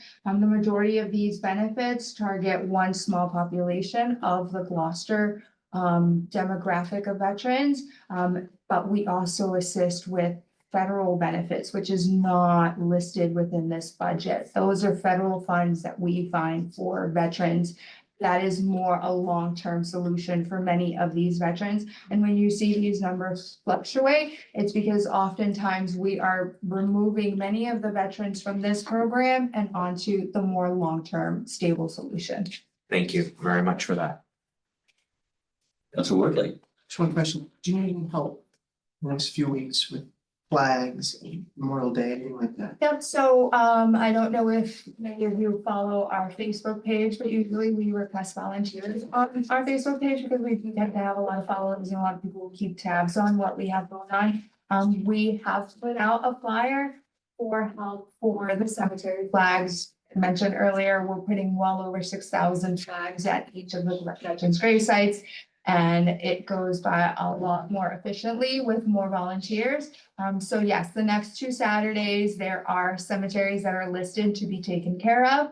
The majority of them are getting done next Saturday. You simply show up to any of the cemeteries that you see a group of people, grab a bundle and have fun. What time? 9 a.m. All of the cemeteries majority of all the cemeteries are getting done next Saturday morning, starting at 9 a.m. Calvary will be getting done this Saturday morning at 9 a.m. Thank you. Any other councilor questions? Seeing none. Budget and Finance move to recommend that the city council approve the fiscal year 2024 appropriations for veterans benefits as follows. That should be 2026. We caught you, Kenny, thank you. And you say that pennies count 2 years. I look at more at the numbers. I'm focused on the numbers. It's still a number. It's 2 years. Just pick where we would be in 2 years, Jack. Nobody's perfect. It's okay. No, I'm not. Like he, We fixed it, like we he does corrected to us, we have to hold him accountable. This is my 4th year, it's the first mistake I think we've done. Yeah. Weekends done. Move to recommend that the city I'm gonna council take approve the that. fiscal year 2026 appropriate. That's as follows. Personal services, $152,949. Ordinary maintenance, $362,965 for a departmental total for veterans benefits for 2026 of $515,914. And I so move. Second. Motion made and seconded. Any further discussion? Being none. Thank you very much, Fee. All those in favor? Aye. Motion passes 3 in favor, 0 opposed. Thank you. Thank Thank you. Carry on. Thank you, V. Thank you. Thank you for everything. Catherine, Thank you. I'm impressed with your discipline with the Would kids. you like them? Basic, yes, first my quote is saying, do you want some too, but before you pass it on, I have a question. I get right behind Washington. Pete, congratulations on that. Thank you. Anyone want some more It cavities? was rough. How much weight was on each of you? I had 20 pounds. At one Oh, yeah. point I had up to 25, but the majority of it was 20 pounds. Unbelievable. Yeah, so we're doing Brendan and I are doing the 5K this weekend, and we're doing it with a ruck mark as well. With what? With the ruck, Oh. with the ruck, with the. Oh, in the ruck. bluffing. Yeah, we're doing the Bluefin, bluefin, but yeah. we're doing it with the weighted backpack. Good for you. It's a great workout. I mean, it keeps you Really? pretty fit. Very impressive, thank you. Thank you. Thank you. Yeah. Well said, thank you. Okay. Smell, you can smell Hi, that. Rob. How are you? Last year, you got appointed a month before budget class. Last year, yeah. This is easy now. Second time around. Easy this time. Good morning. Morning. We saw you online here. You were here before the rest of us. Yeah. Keep passing this around. Gotta go with some. Okay. Otherwise, I come back. Thank you. I apologize in advance if I'm adding calories that people don't want, but it's the same much. More so just risk of cavities. Ah, that's the end guy. 75. So sugar level goes, cholesterol do this one. So the next department that we're reviewing is inspectional services, and I'd like to welcome our inspector, Robert Picai. And How are you? Good. this is your first time at this particular jig, huh? Second. Really, two already? Yeah. How time does fly when we're having such fun. Yeah. So what can you tell us about what we're asking for to fund the services that you provide? So we're been asked to go level funding, which I managed to go exactly that. I had a vacancy as one of my admin, so instead of filling it as a full term, full position, we put it in as a part-time position. And that keeps me level funded. Pretty much most of my budget is contractual obligations to do with payroll. Pretty much not much changes. I have my inspectors, couple admin, my sealer of weights and measures. And myself, that's pretty much the logistics of my payroll. After that, it is pretty much everything stayed the exact same as last year. It roughly cost me about a little over 13,000 to run the day-to-day operations. Thank you. Counselors, questions? Connor. You have any consideration on the increase in fees? There is. To put money back into this department? There is, and so Rob and I had actually met and talked about that yesterday. We're looking to see some of the fees are measured differently now. So in FY 26, we're gonna be kind of an exploratory phase. Hopefully to see that there's gonna be new revenue that would support additional staff in Rob's office. But we did do a baseline that, felt comfortable. We knew we would see those new fees. So you may be back to us for this department. Correct. Good to know. And to elaborate, to continue that, were you looking at a new position by FY 27 or before that through in like, say, the middle of FY 26? I think it's something we had to discuss as the year goes on. Okay. As we start to get some of that data. Okay. We had quite an education from the Board of Health and the collaboration with you, particularly around short-term rentals and That licensing. short-term rentals, and I have a code change that went into effect. That changes a lot of annual safety inspections, so I've been working with Kona. After we introduce the new fee changes, we'll start pulling some reports. See where, if the revenue is going to be where we think it should be, then we can revisit, possibly get myself some more staff. Makes sense. May I ask a follow-up question to that? Thank you, Council Gilman. So what would that first position be? Just because we're First fresh position off for of hearing me your presentation, is so. going to be another inspector. Okay. And then from there, maybe depending on how the money is, then we'll go after getting another, taking that part-time admin and going back to a full-time admin, but right now it's, we'll work through everything. See where the money lands and see if everyone is compliant and we'll go from there. And when you have that opportunity, is there a recruiting source that you usually go to in the inspection? Yeah, we have a group? couple of membership groups that we'll send it out to and hopefully entice someone to come work down here in the island. Okay. We've got nice beaches. That's right. Beautiful weather, nice. Nice short-term rentals. Right.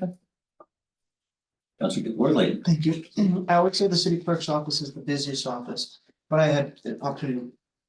I had to apply for something recently in the last 6 months or so, and I am always shocked at how much goes through your office as well.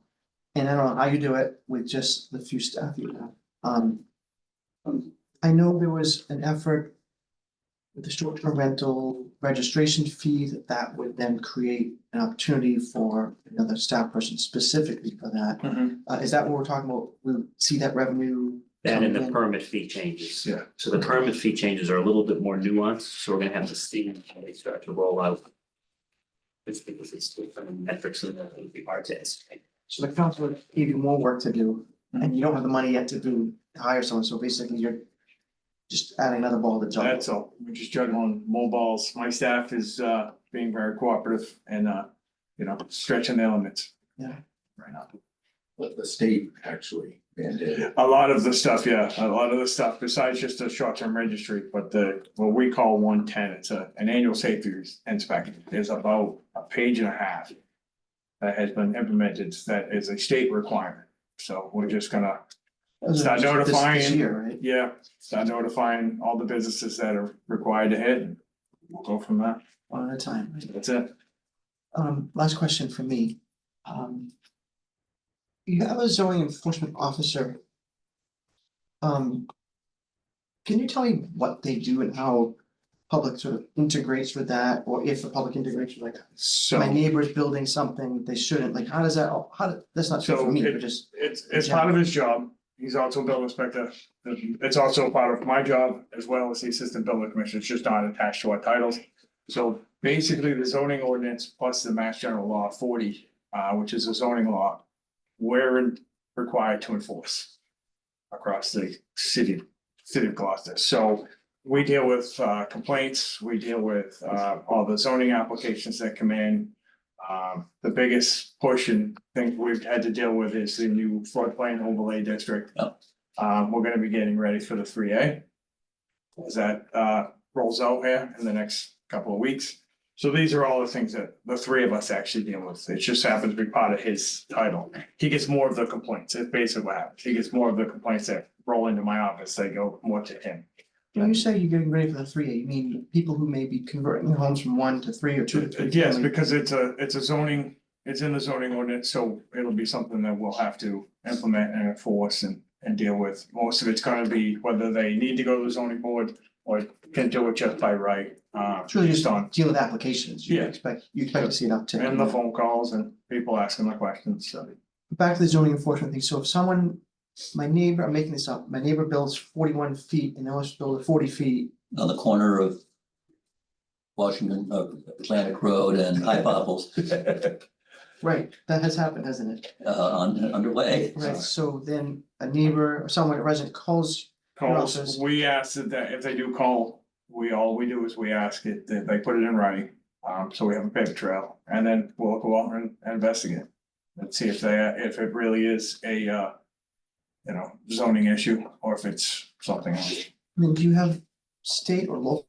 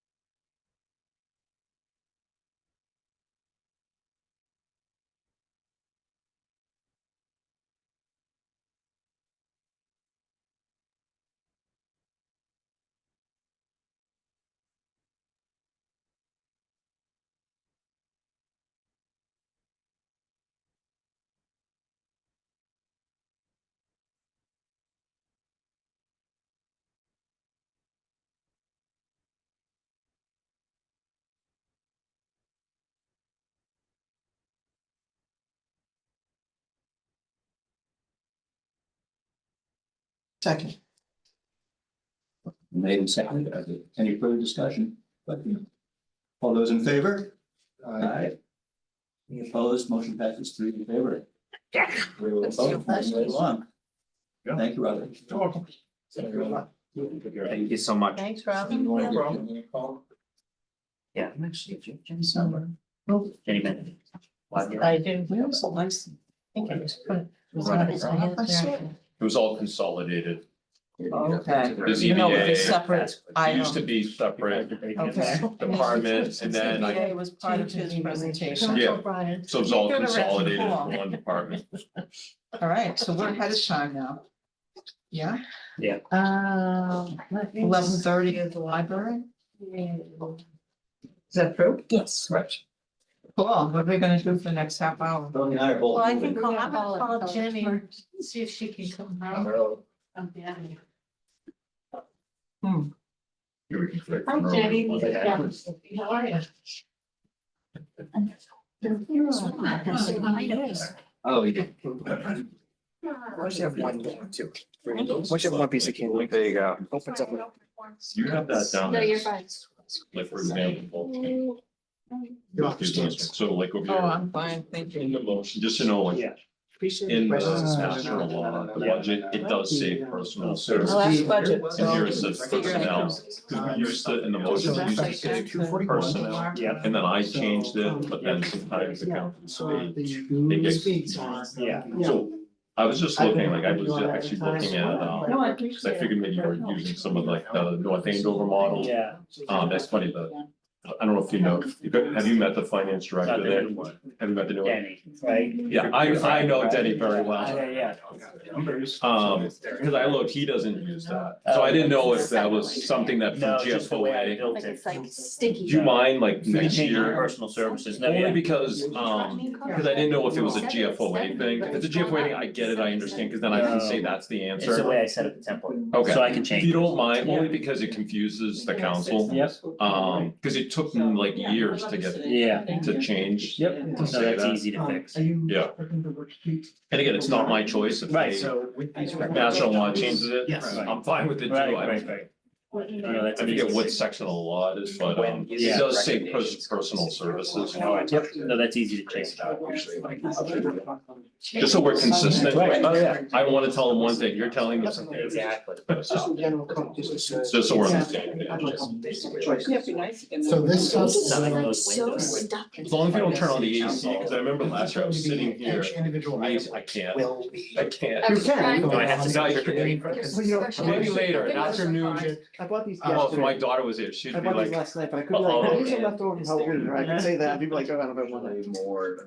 tell my wife, I Can I mean, entice you? my daughter. I'm good. I have one that I'm Yeah. saving. I have no self-control, so I was like. And then she'll ask me, like, So we have. we still have, because it's funny, because when you said Halloween, we still have Halloween candy left over too, so she'll say, can we have dessert? Can It's we gonna have be your some last candy? chance. What? Really? She's 6 years old, so it's kind of, it's hard, Lunchtime, you you don't know, want to, we'll like, say, well, why don't you finish your dinner first, then we'll talk. You know, wait for Jenny to come, I could go, wow, so I'm going to ask for it. Break the Reese's up. one more. You know, I can break a piece, I just ran out of Did you have time. this morning, it kind of like made me a little So, nervous, like, yes, there could be more discussion, the budget meeting but popped up at 8 o'clock the thing that. this I morning. think they set the webinar early. That threw me off this Yeah. morning, that slowed me down. I said that to him, I go, it starts at 8. He's like, Yeah, which made me. nine? Because I checked yesterday with nine. I'm like, right where? Right, so it popped up and I'm like, oh my gosh, this meeting starts at 8. I'm like, I have to do a full day of remote because there's no way I'm gonna get. The agenda will be anything that is required to be reviewed. We can go further in depth. And then, or if like. Oh, now you want to. The good stuff, I could tell. You want. Hi, Brian. Or you want one too? Absolutely. Okay. Thank you. You want, oh, you They didn't took get mine. one. They took yours. I guess I'll take one, but only Look at that. for later. I just, I'll save it. Jason said it cut out for like maybe 30 seconds, so it seems to be I didn't expect fine. to go so fast, I don't know. He said it came back pretty quickly. But I just wanted to give you the heads up that you don't want last year happening again. So next year I need to buy more paper. That's it. 60% of things like that. 30% how much of the budget finance is. Several hours. So that's why I get this. And why I think that's. Wow, what is happening? You had something like this last year. I would leave it with the city. And he left the bank. I'm gonna take on before I come back because the rate that they're going, I'm not gonna get one. So, where should it stay? Not by me. It's a nice opening. And did you? It's not that you have any, like, cards which pass around. Circulate it. Yeah. Keep it. I feel like everyone says, oh, I don't want it, and then you're staring at it. It doesn't move by staring at it. Right. And I had. Doing well on timing, right? Yeah. In this position for Good luck. 3 months. Format. Thank you. Different. Yeah, I appreciate it. Different recommendations for next And year. then the Little tab, that position was vacant for. Okay. You need the tab for that. Library. Yeah, exactly. As much extra work might save some time. Right. I didn't apply for. I didn't know Grace had a binding machine, so I had them bound, now she can join. Because She can always have Have you use done the machine. What's that? Where did you bound? Seaside Graphics. They were good, they turned it around in a day, but I didn't know she had a machine in her office. Sheets like that, put it into last year. Yes, for the nosy books, I think, Getting right? promoted after And then. being in the department for 3 months. Oh, thanks, oh, no, I Oh, saw that's that not true, down. that's not true. And then the other thing is, I always wish that we could also I call, know that like. not, I this heard is, these, hang on, like, past I'm very 5 or 6 grateful, I'm years. not criticizing, okay? I Call was that- just like, direction. Yeah. Percent change is always So a percent of it was. what was I see proposed what last COVID year sounded like.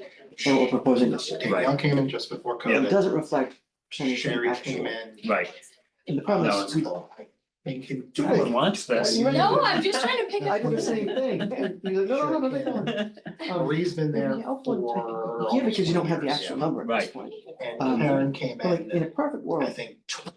I understand you don't need this, but in a perfect world, this is Danielle, Joanne, 75, the if it's April precinct 1st, it's clerk, 75% for of like the year. Obviously, this season and all 5, these Yeah. things, right? years. It wasn't But it'd be nice to super see like long.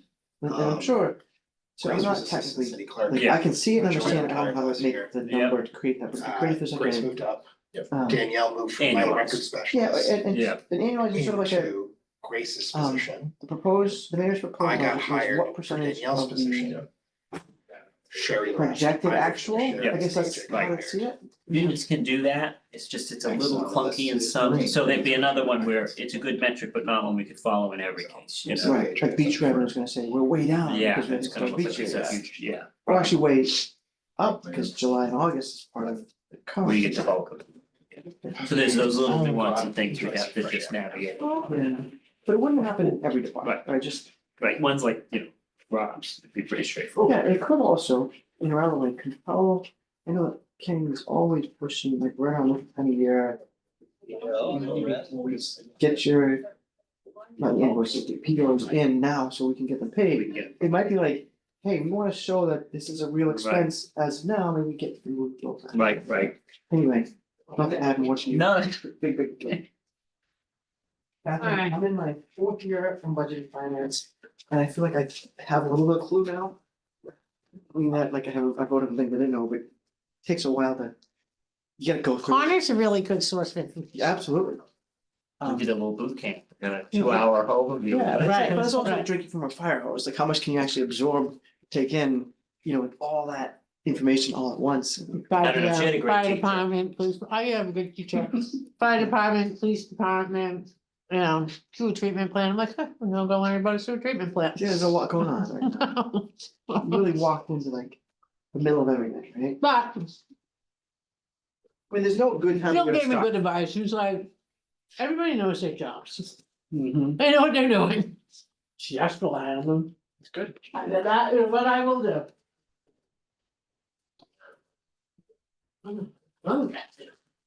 Thank you for the candy. You're welcome. Yeah, appreciate it. It's like you know, I don't eat a lot of candy in my life. You think that I bring candy, I don't, but a day like today where, you know, you You just you can drag. So a short burst of energy. Keep it going, right? So Pam Need a little picture. Yeah. already knew that we were ahead of schedule Yeah. in the house, and so she had already talked to Jenny, so she's Oh, gonna be good. coming down. Oh, that's great. That was a good advantage, and I have to change my phone because I had Jenny's number in here, and then I dialed it and Holly picked up. I'm like, I said, hi Jenny. She said, this is Holly. I'm like, huh, They both I ended entered well. that wrong. True. My name's Jeffrey. Yes. Is there anybody online from the Thank public? you. in this room? Imagine it would be- There's a couple city staff. but- Hi. Yeah. Right along. Is this the hot seat? That's a hot seat. Yeah, sorry about that. I don't think we know.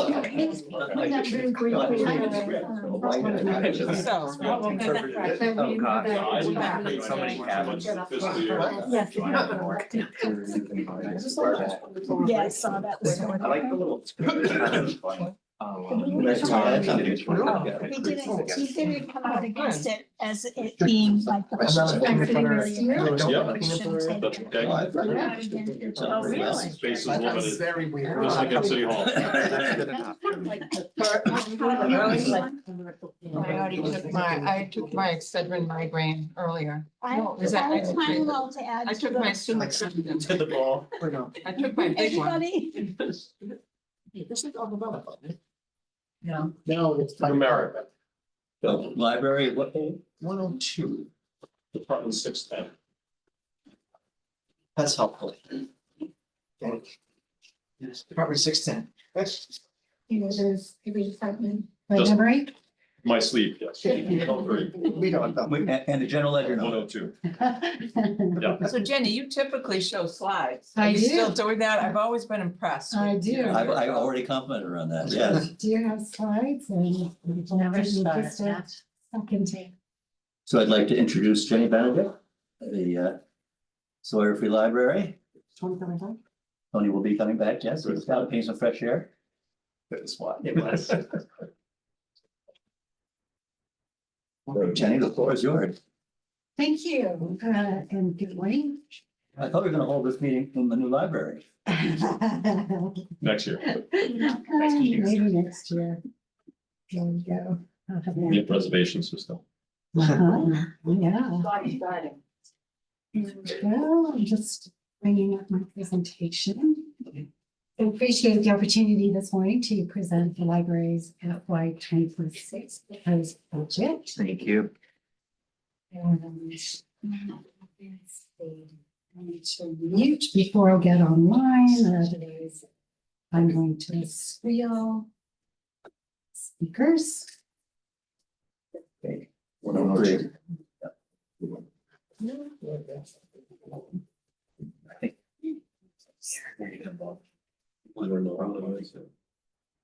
Which is important.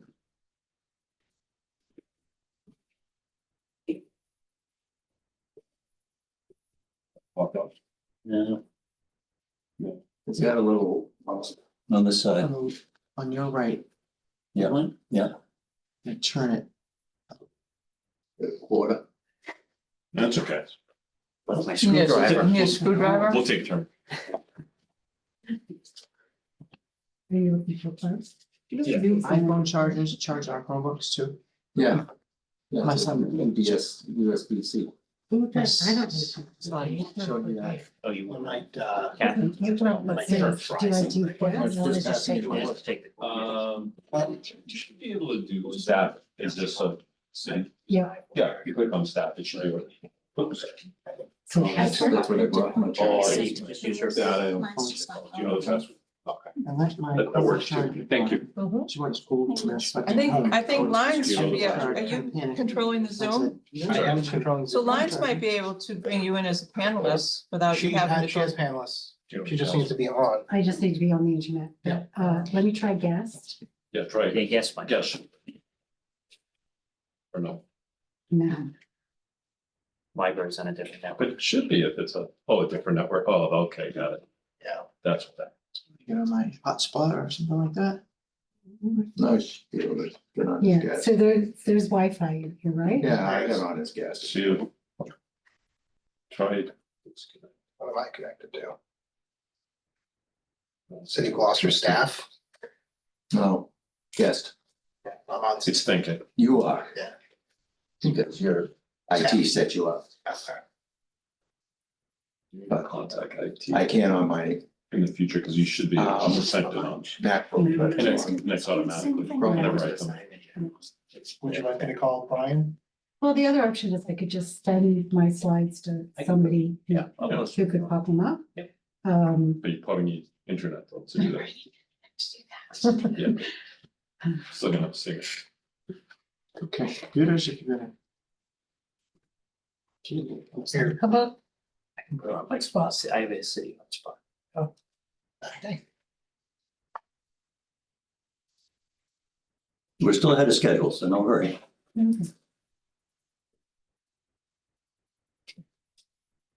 Mine was turning to, just so I can see.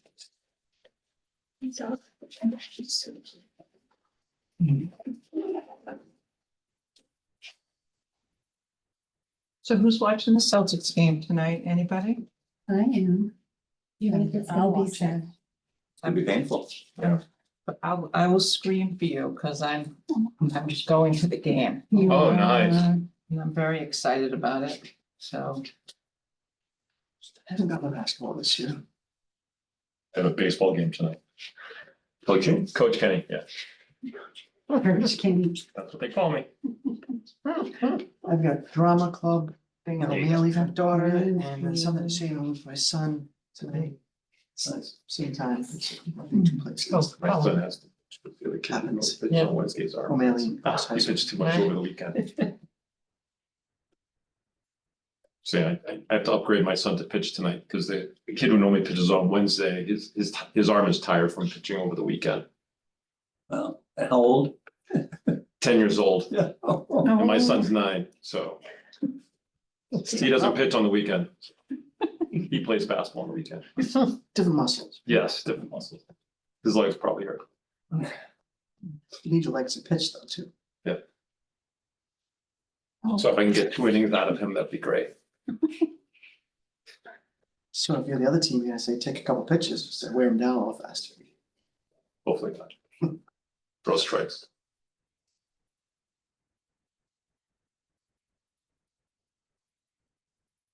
I'm entering the room. Good work. We're getting a step closer. There you go. Great. You are a panelist, so you should be. So able you to looking here or are you? you don't have your laptop, I think you have to look there. To you.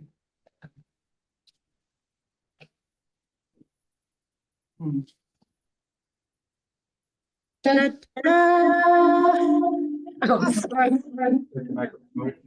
Never. Recording of that. No, Yeah. but we should. I guess. Change that. You said. Maybe. Everybody's.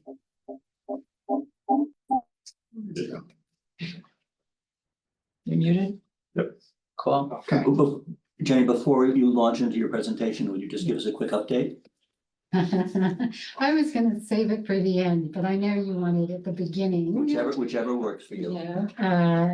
So we are, as you may have seen, there is a lot of activity going on at Tudale Avenue. The trucks are rolling up, there are lots of deliveries being made. The fountain looks beautiful. The fountain was, yes, installed yesterday. And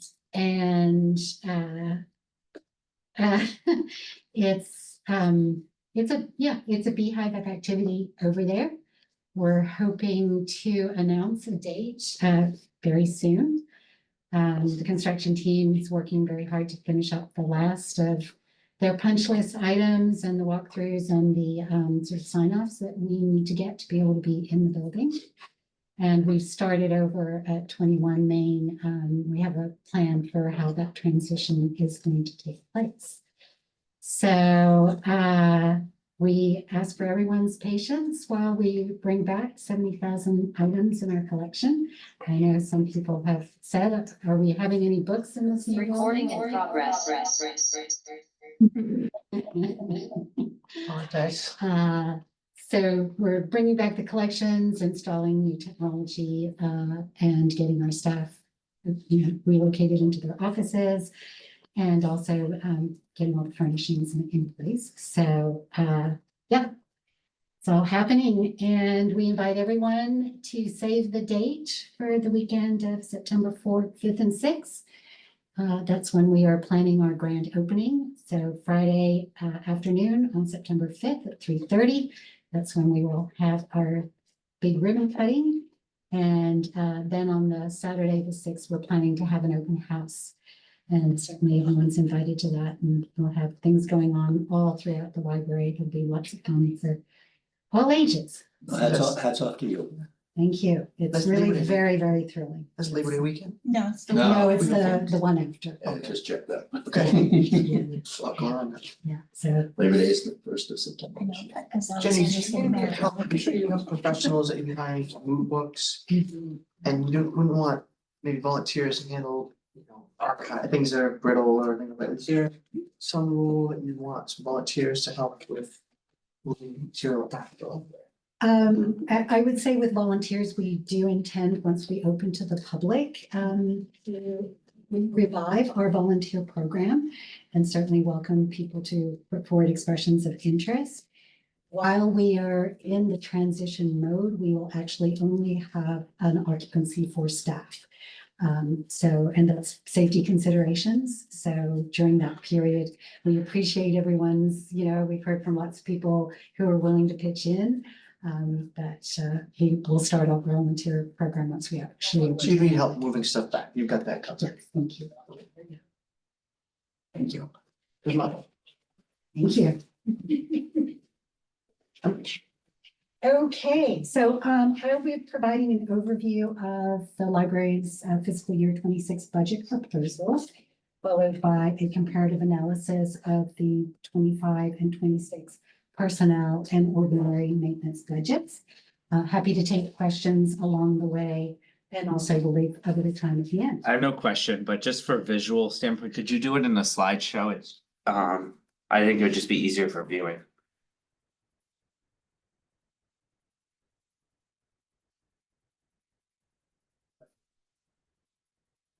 There you go. Yeah, that's much better. Thank you. Sorry, I'm No. nitpicking there, but thank you. Thank you.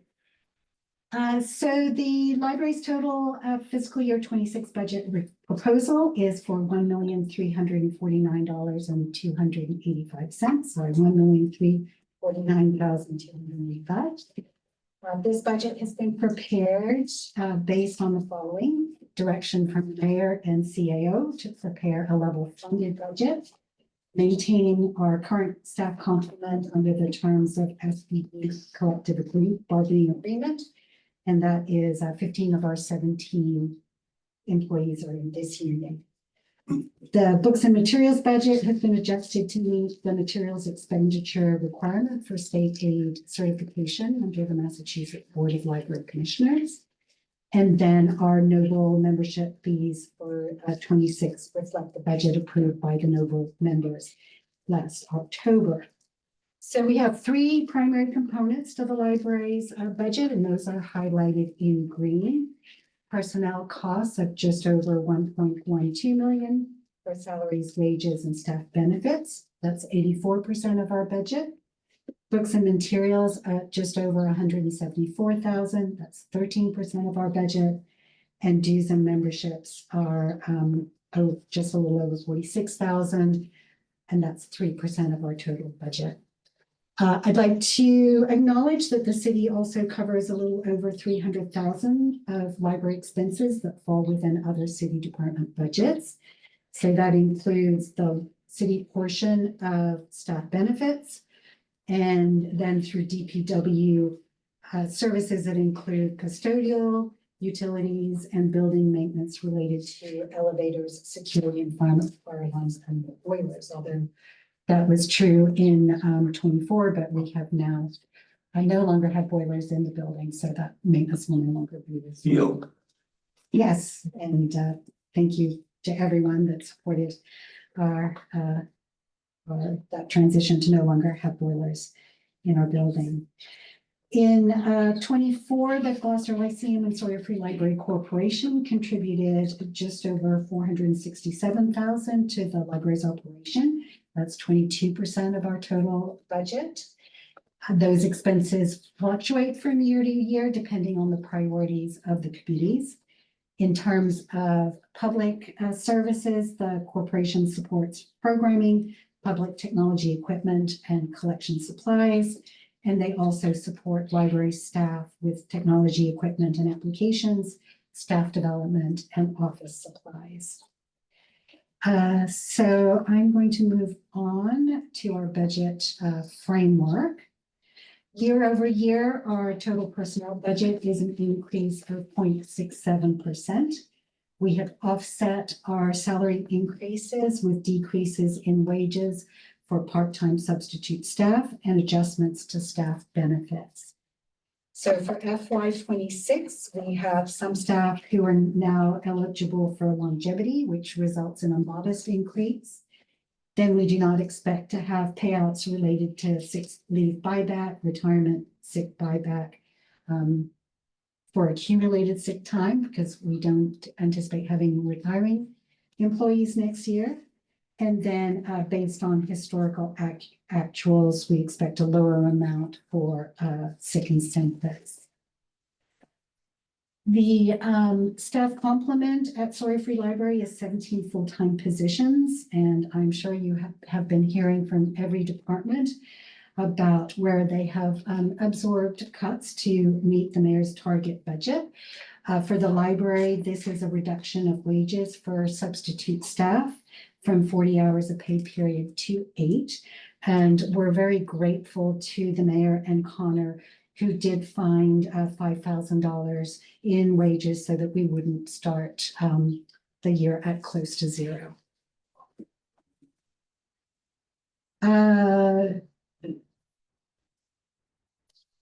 What we are intending to do is this will require us to manage our budget a little differently than we have in previous years.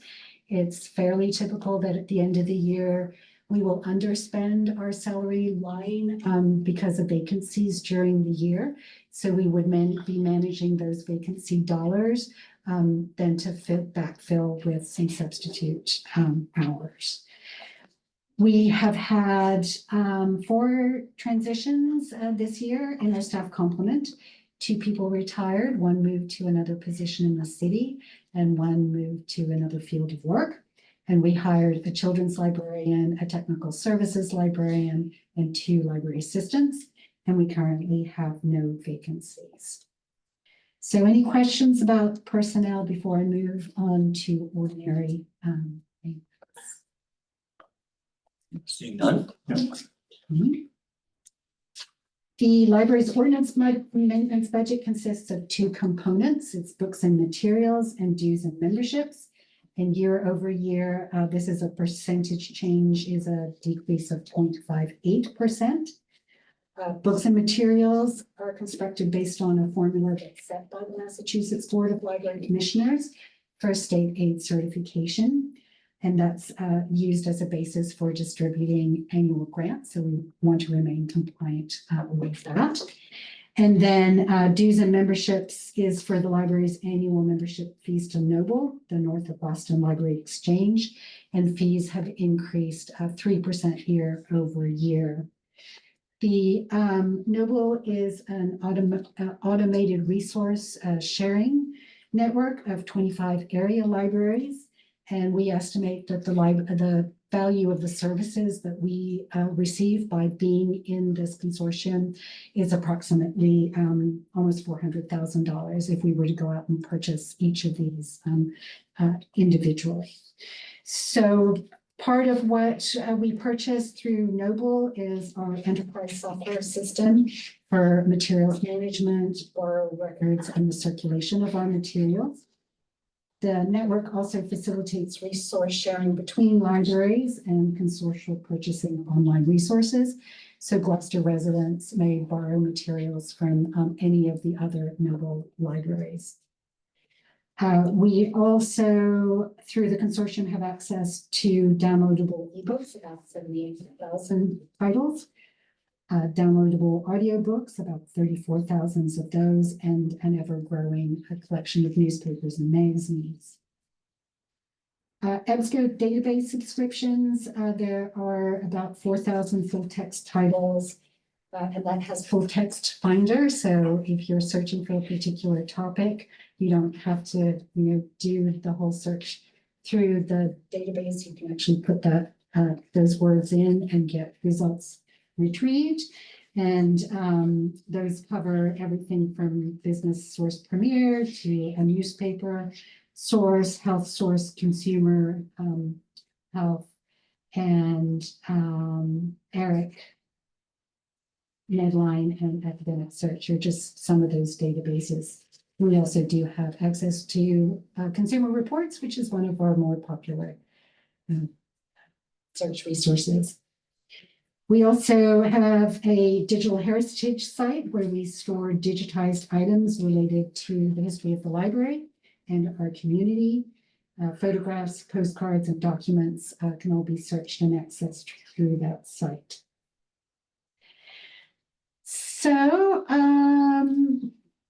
that's a sneak peek at the second floor of the new library with the shelves that have just been delivered. This is a brand new photo. A glorious space up on the second floor. There's an early learning center in this room. And then that main area is the where all the children's materials and story time will take place. So we're really excited about welcoming everybody into the new library. And with that, I will conclude my presentation and happy to answer any questions.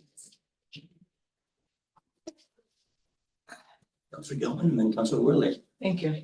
So thank you, Jenny. I've got a question on the room where it was designated to be your training center.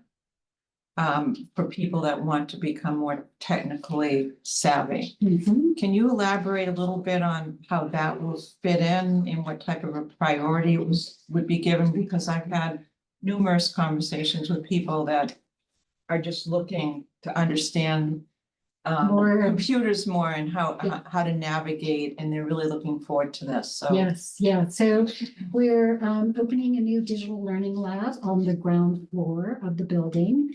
And this is designed as an instructional space for technology and applications. It has a large interactive teaching screen and a space for 12 students for class type activities, as well as stations that will be reservable for people to come and work on their own projects. Digital media creation stations, digitization stations, and also a collaborative computing area. The lab has 2 audio recording studios, so people can come in and record a podcast or record music. And we're looking forward to having our own sort of podcast distribution channel out to the community. The lab will serve people who are very, very new to technology. We will be launching a computer basics class when the lab opens in September. This will be a 15-hour self-paced course in everything from how you turn on the computer to getting online on the internet to using Google Documents, security online, email communication, Zoom communication. Those are sort of the highlights of what that course will be.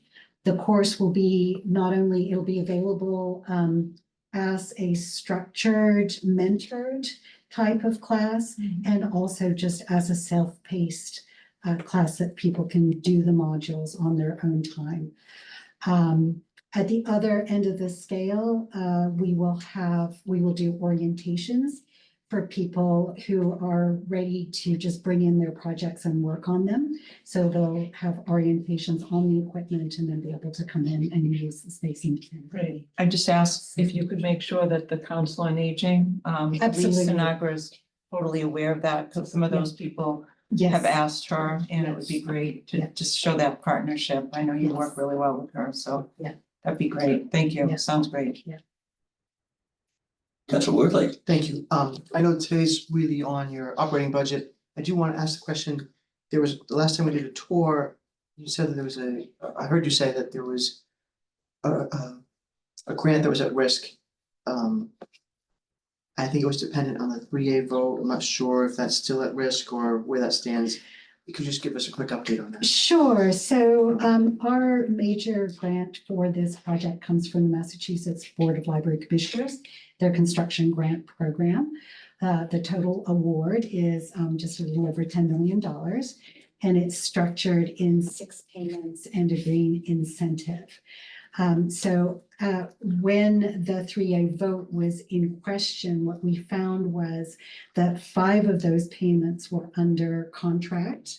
And the Commonwealth was committed to anything under contract being funded. But the 6th payment of almost $1 million and the green incentive payment of close to $300,000 were not under contract, and they would not execute those contracts if the community was not compliant with 3A. So we're really grateful for the community's vote and confidence in the plan that's been put forward for 3A, and that essentially does pave the way for us now to be able to execute those contracts. So that funding is not in question. It is not. Okay, thank you. I have no questions about your operating expenses or expenses. I think there's a lot of value for the amount of money we put towards it, so. Thank you, absolutely.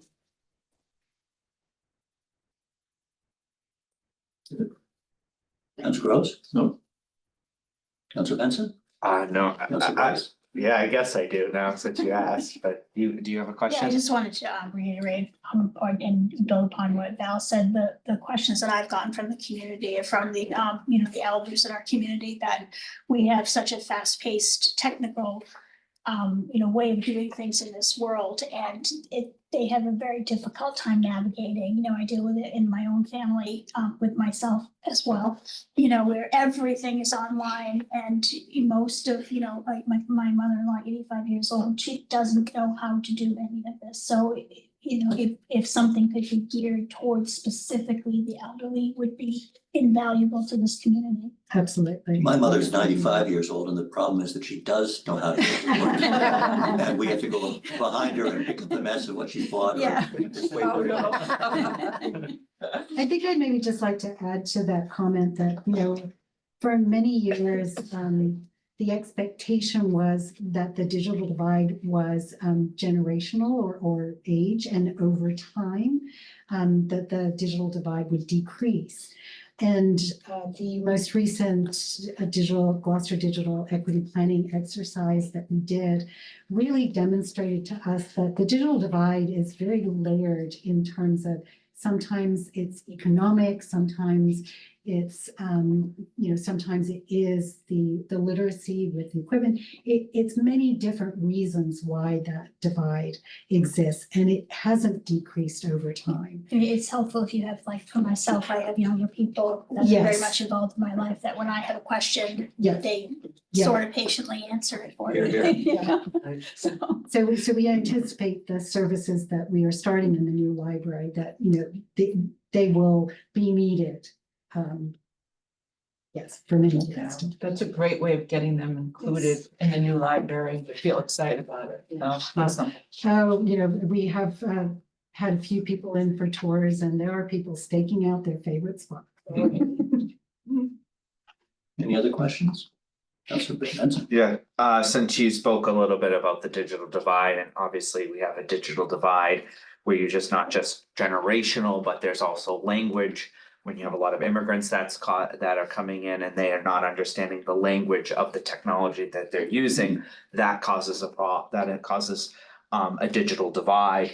Then you also see a digital divide among economic, as you said, a lot of young people, especially during the pandemic, when they were having to do remote education, they were going into McDonald's parking lot for Wi-Fi as well. So will there be also in the new library access to Wi-Fi, and how the radius of that Wi-Fi, how far will that go? So we can actually start closing the digital divide where so many people are not able to afford internet service at their home. Like, people live in a bubble, and, you know, people are privileged and that stuff, but there's so many that don't have access to internet in our community Yeah. that we're forgetting. Yeah. So thank you for that question, Councilor Benson, and your awareness. So the entire building will be a giant Wi-Fi hotspot. Okay. And we will also have 2 outdoor Wi-Fi access points. One towards the porch of the Dale Avenue that will go out through the amphitheater. Expect that to be the radius. And then in the School Street parking lot, there'll be one on the light pole in the parking lot that will cover the parking. So you saw that in the pandemic, and it actually sort of became a habit also of people that travel in their cars, knowing that they can go to a library parking lot and, you know, get onto their devices there. So, Sure. yeah. And just if I may, also looking at the new library, there will be community rooms for folks to be able to access if they wanted to have some sort of community meeting. Is that also going to be something that's part of the new library? Yes. Because that's very exciting. That's an exciting aspect. I actually held a meeting in the conference room yesterday. So that was really exciting. 14 seat conference room, which fit this size meeting, for sure. And it'll be reservable. You're like, sign us up. And then 2 quiet reading rooms, study rooms where, you know, people can reserve those as well. And then our large community room on the ground floor will hold up to 100 people. Okay. And in various different configurations, that'll be presentation style, but can also be set up for meetings with 10 tables and chairs around as well. So it'll, just give us a minute to get all that going. No, of course. Thank you very much. And thank you for all your work in providing such a valuable resource. You know, libraries are not going anywhere, and education is so important. So hopefully there'll also be opportunities for our young people to continue for reading and all of that. And I'm very excited to hear about the learning lab upstairs for our young people. So thank you very much for everything you're doing. Any other councillor questions? I'd like to just piggyback on Councillor Benson and thank you, Jenny, and your board. You've accomplished so much and so much ambitious targets, and you're here. You're very close to being here. We have a little more funding to do and getting the doors open, but it's really been transformational the last few years, and you've stepped up to leading the charge. No other questions? I'll read the motion. Budget and Finance moves to recommend that the City Council approve the fiscal year 2026 appropriation for library administration as follows. Personal services, $1,128,675. Ordinary maintenance, $220,610, for a departmental total library administration of $1,349,285. And I so move. Second. Motion been made and seconded. Any further discussion? Seeing none. All those in favor? Aye. Any opposed? Motion passes. 3 in favor, 0 opposed. Thank you, Jenny. We're not really the scary committee, the people, you know, the reputation of being tense and difficult is not accurate, is it? Especially when she comes so well prepared. Absolutely. She's in back next, she'll not tell her about. Yep. So I believe that Motion to recess for lunch? for lunch, and we're going to reconvene here at 1 o'clock with the legal department. Yeah.